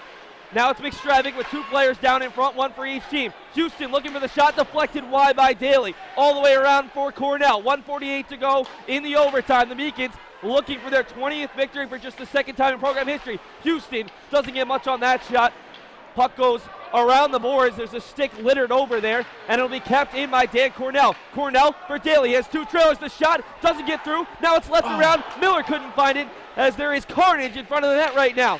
Miller will keep it himself from the circle, looking to pass it through traffic over to Daly. Instead, it's Houston. Houston for Cornell. Cornell has a howitzer. Yes! Dan Cornell, the game winning! And the Beacons with 1:18 to go have earned their 20th victory for just the second time and the first time since 81-82.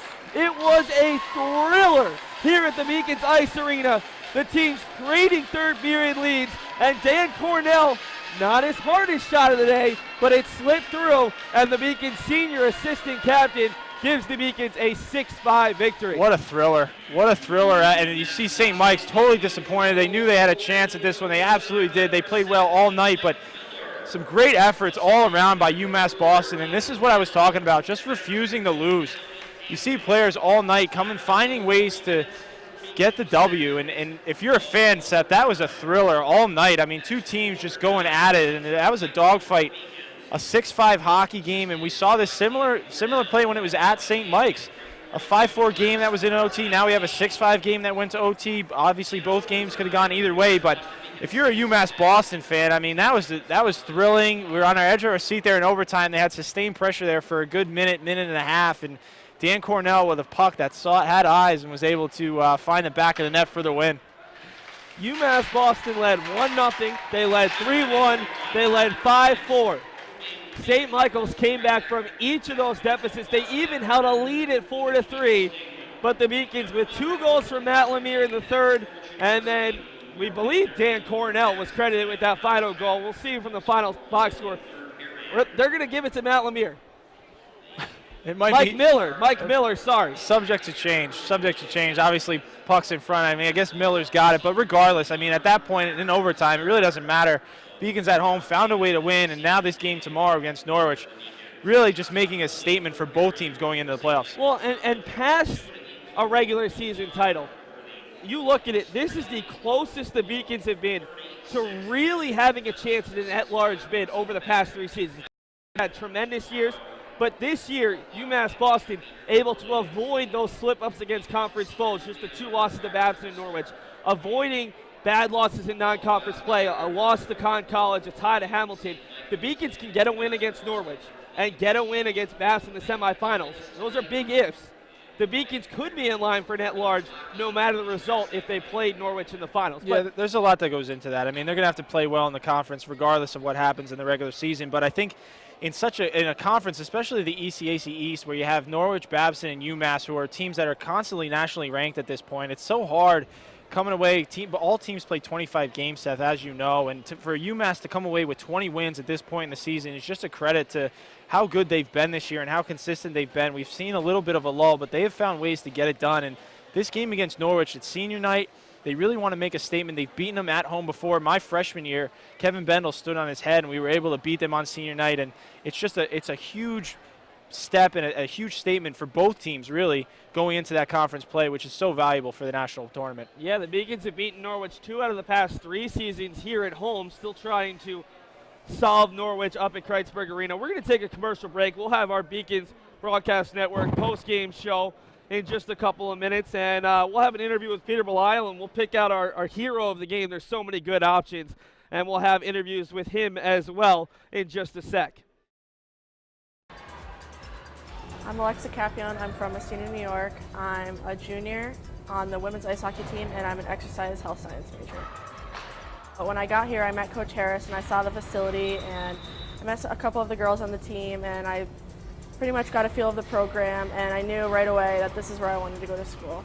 We have all league games for the rest of the year, so that's going to be a huge test for us. We need those points to hopefully come out with a good standing for playoffs.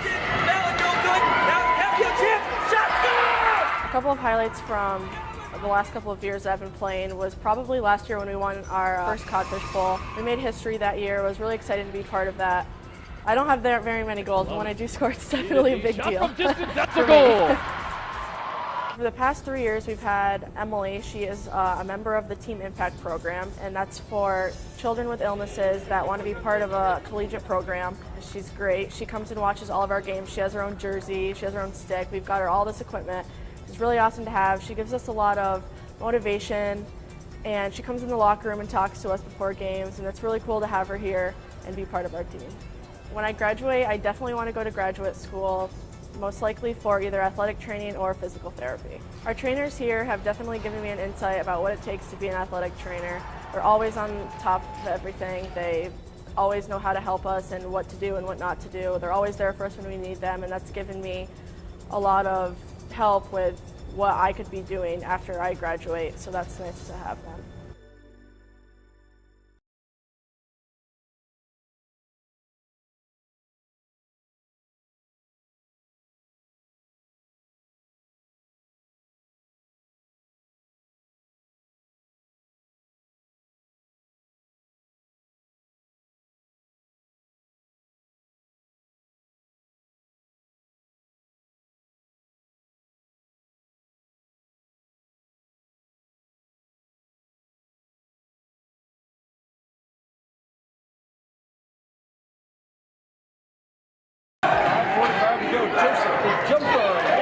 Hi, my name's Carl Joseph. I currently a criminal justice major. I'm a senior. I am from Brockton, Massachusetts. In basketball, I play small forward / power forward, and in track, I'm a high jumper. Basketball has always been my first love. The favorite part was probably our win over MIT. Like that was tremendous. I almost came to tears just from where the program has come from when I first came here to where we are now. It's just amazing, and I love it. Honestly, I was recruited for basketball. My high school coach actually emailed the track coach here, and she walked into the gym one day and it was just like, here, you, come talk to me. And I was on the track team. It really wasn't much of a choice.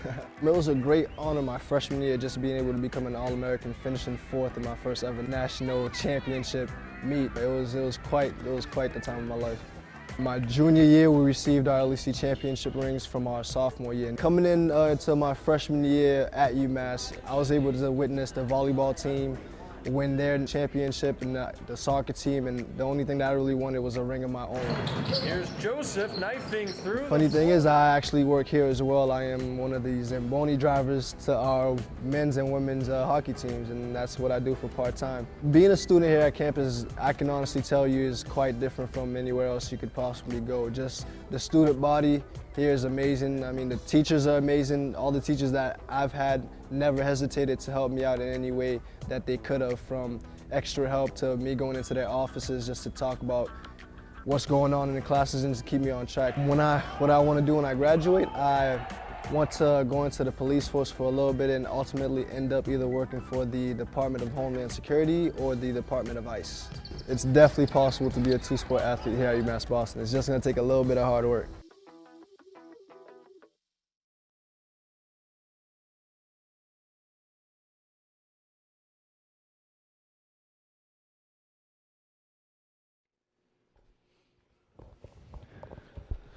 (6-5) UMass Boston victory. The Beacons gave up a 3-2 lead in the third period. St. Mike's able to take a 4-3 lead. The Beacons went up 5-4, and then a goal with the goalie pulled, a power play goal late, tied it up at 5-5. We had no idea what to expect in the extra session, and the Beacons came out firing in that extra session, and the goal is being given to Mike Miller. We'll hear from Mike whether he tipped it or not in a couple of moments, but what a tremendous showing by UMass Boston as they were able to get the senior leadership you were asking for. Dan Cornell made that play, whether or not he's being credited with the goal. They all did, and that pressure at the end of the period there was astounding. I mean, they just refused to let that puck out. He made 2 plays, actually, Seth. The first play was along the blue line. That puck should have gone out. He made a nice little ditch effort to keep that puck over the blue line and throw it back in and get things deep. And then after that, getting that puck through on the blue line, we talked about it all night. We saw it with Bishop, with Maciak, Boyder. A lot of these defensemen just have such a knack for being able to get the puck through.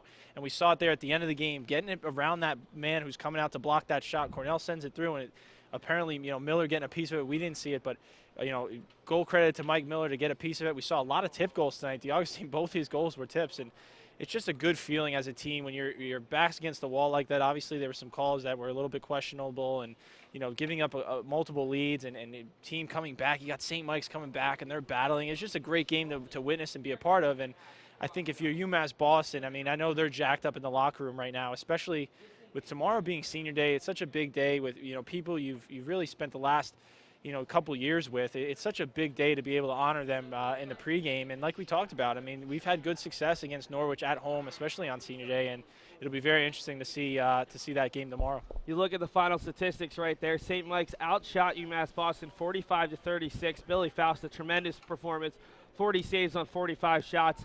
But Dave Donzanti, he did a great job as well. 30 saves, a lot of them very difficult.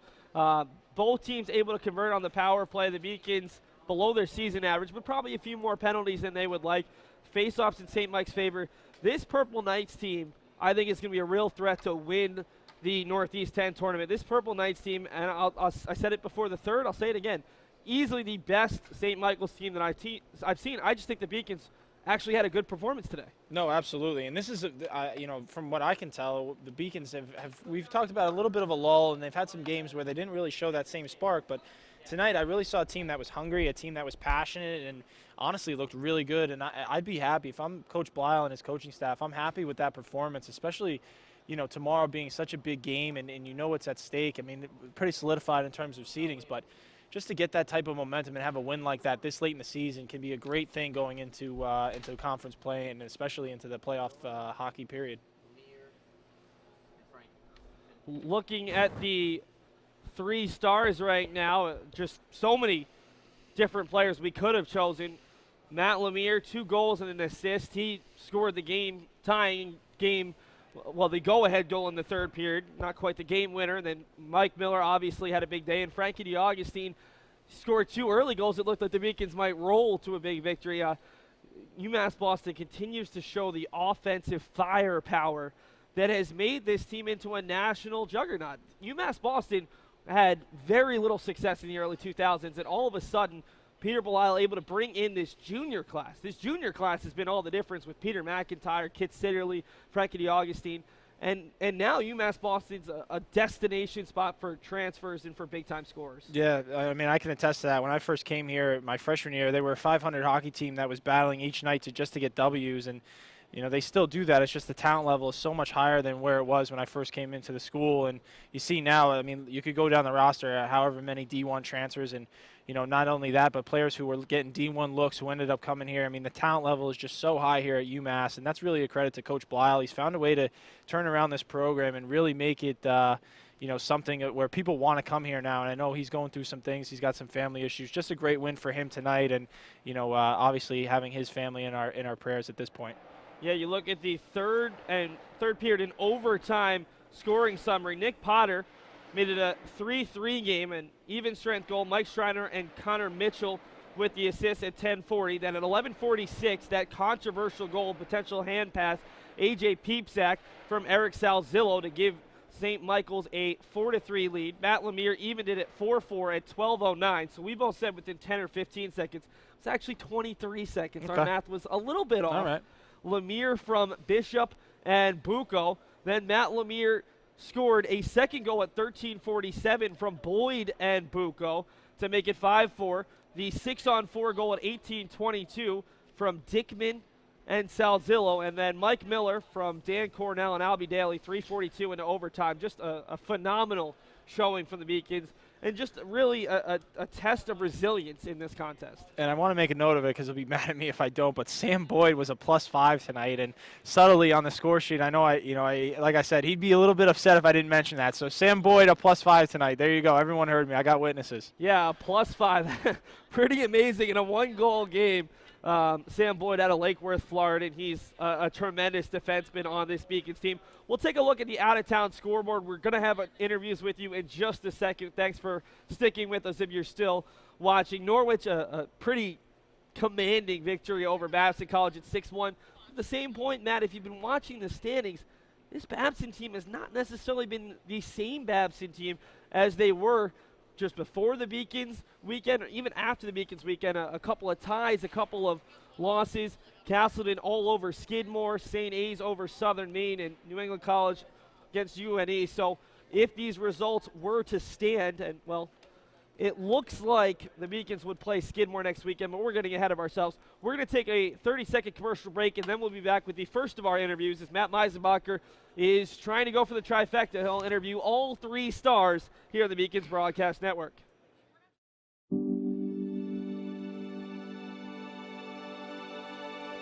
What separates UMass Boston from other schools is the fact that a large percentage of students commute. For me, it takes 2 hours each day to go to and from school, but every second has been worth it because the students that come here are serious about learning, they value their education, and understand where it'll take them in the future. This is what UMass Boston means to me.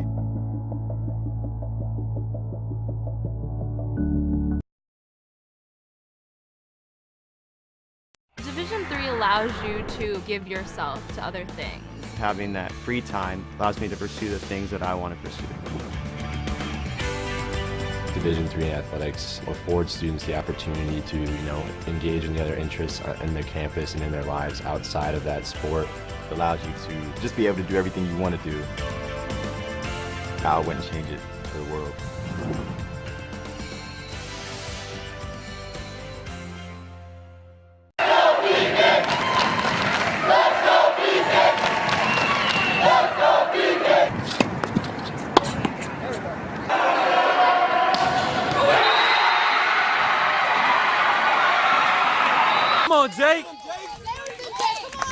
usual, she wins it. A chance in front. Her shot is in the net. Crystal Leyland, yet another goal.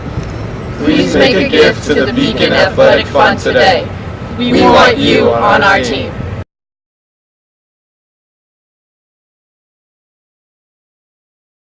I did receive a non-athletic scholarship upon entering school. I got the presidential scholarship, which was huge for me. I think there's more opportunities for academic scholarships in Division III. I did receive academic scholarships. Just being involved on campus, being a leader, all those things combined kind of get me recognized. It's a great experience for me.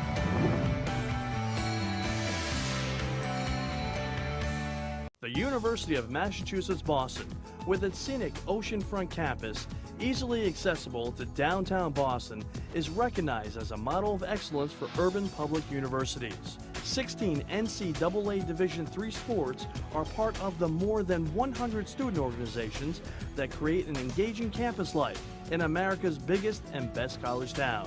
UMass Boston, Boston's urban public research university for the 21st century. So I'm here with Frankie DeAugustine in a great win tonight, Frankie, a 2-goal game. And Frank, maybe you can walk me through the 2 tip goals. You know, 2 goals tonight and both underneath the bar, I believe. Walk me through what you saw there. Yeah, I know the first tip, Corns was doing a good job getting the puck through. I know he had the assist on the last one when Millie scored. So, I mean, he was just doing a good job, and I happened to be in front and get a stick on it. So. Both goals. Just having a knack for finding the puck, eh, Frank? I guess so today. It was about time, but I know the second one as well. Bishop was, all our D was getting the puck through, so it went well. Absolutely. We're going to pass the headset here, bring in Matt Lemire.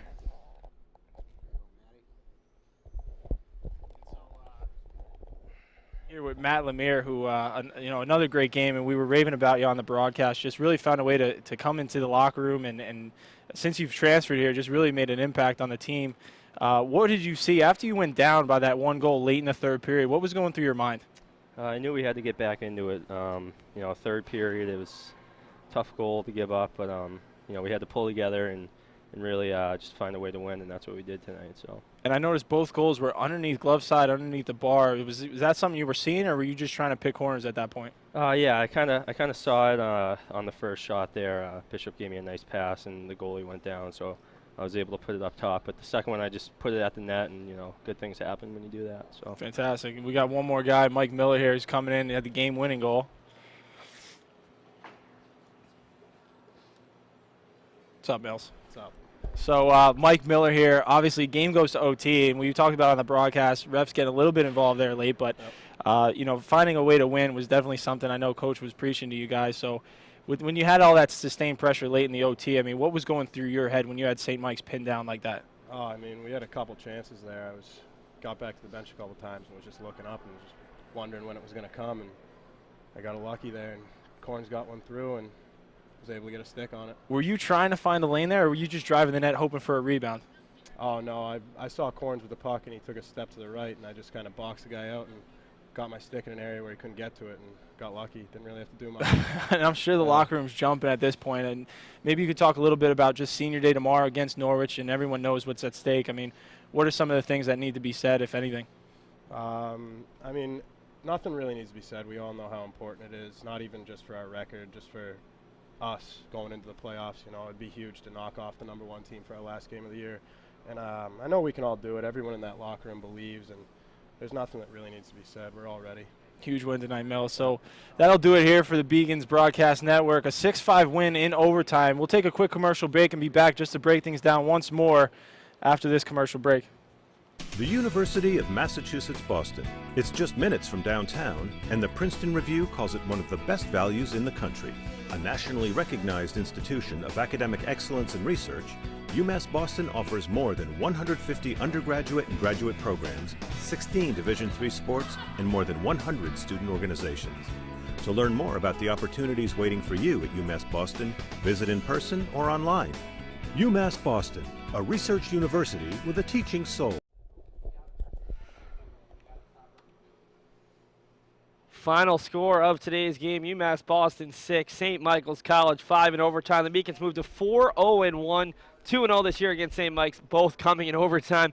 I'm sure that Peter Belisle is happy that St. Mike's is a Division II team, won't be eligible for the ECAC East Open.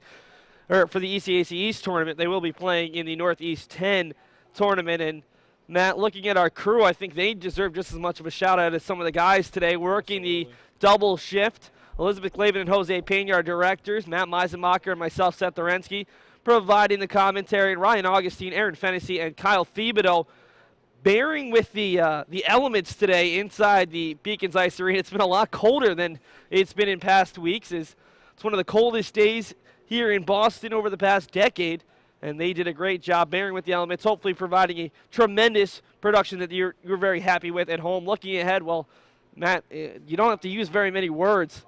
This is the big one. The Beacons a chance to knock off the #1 team in the country.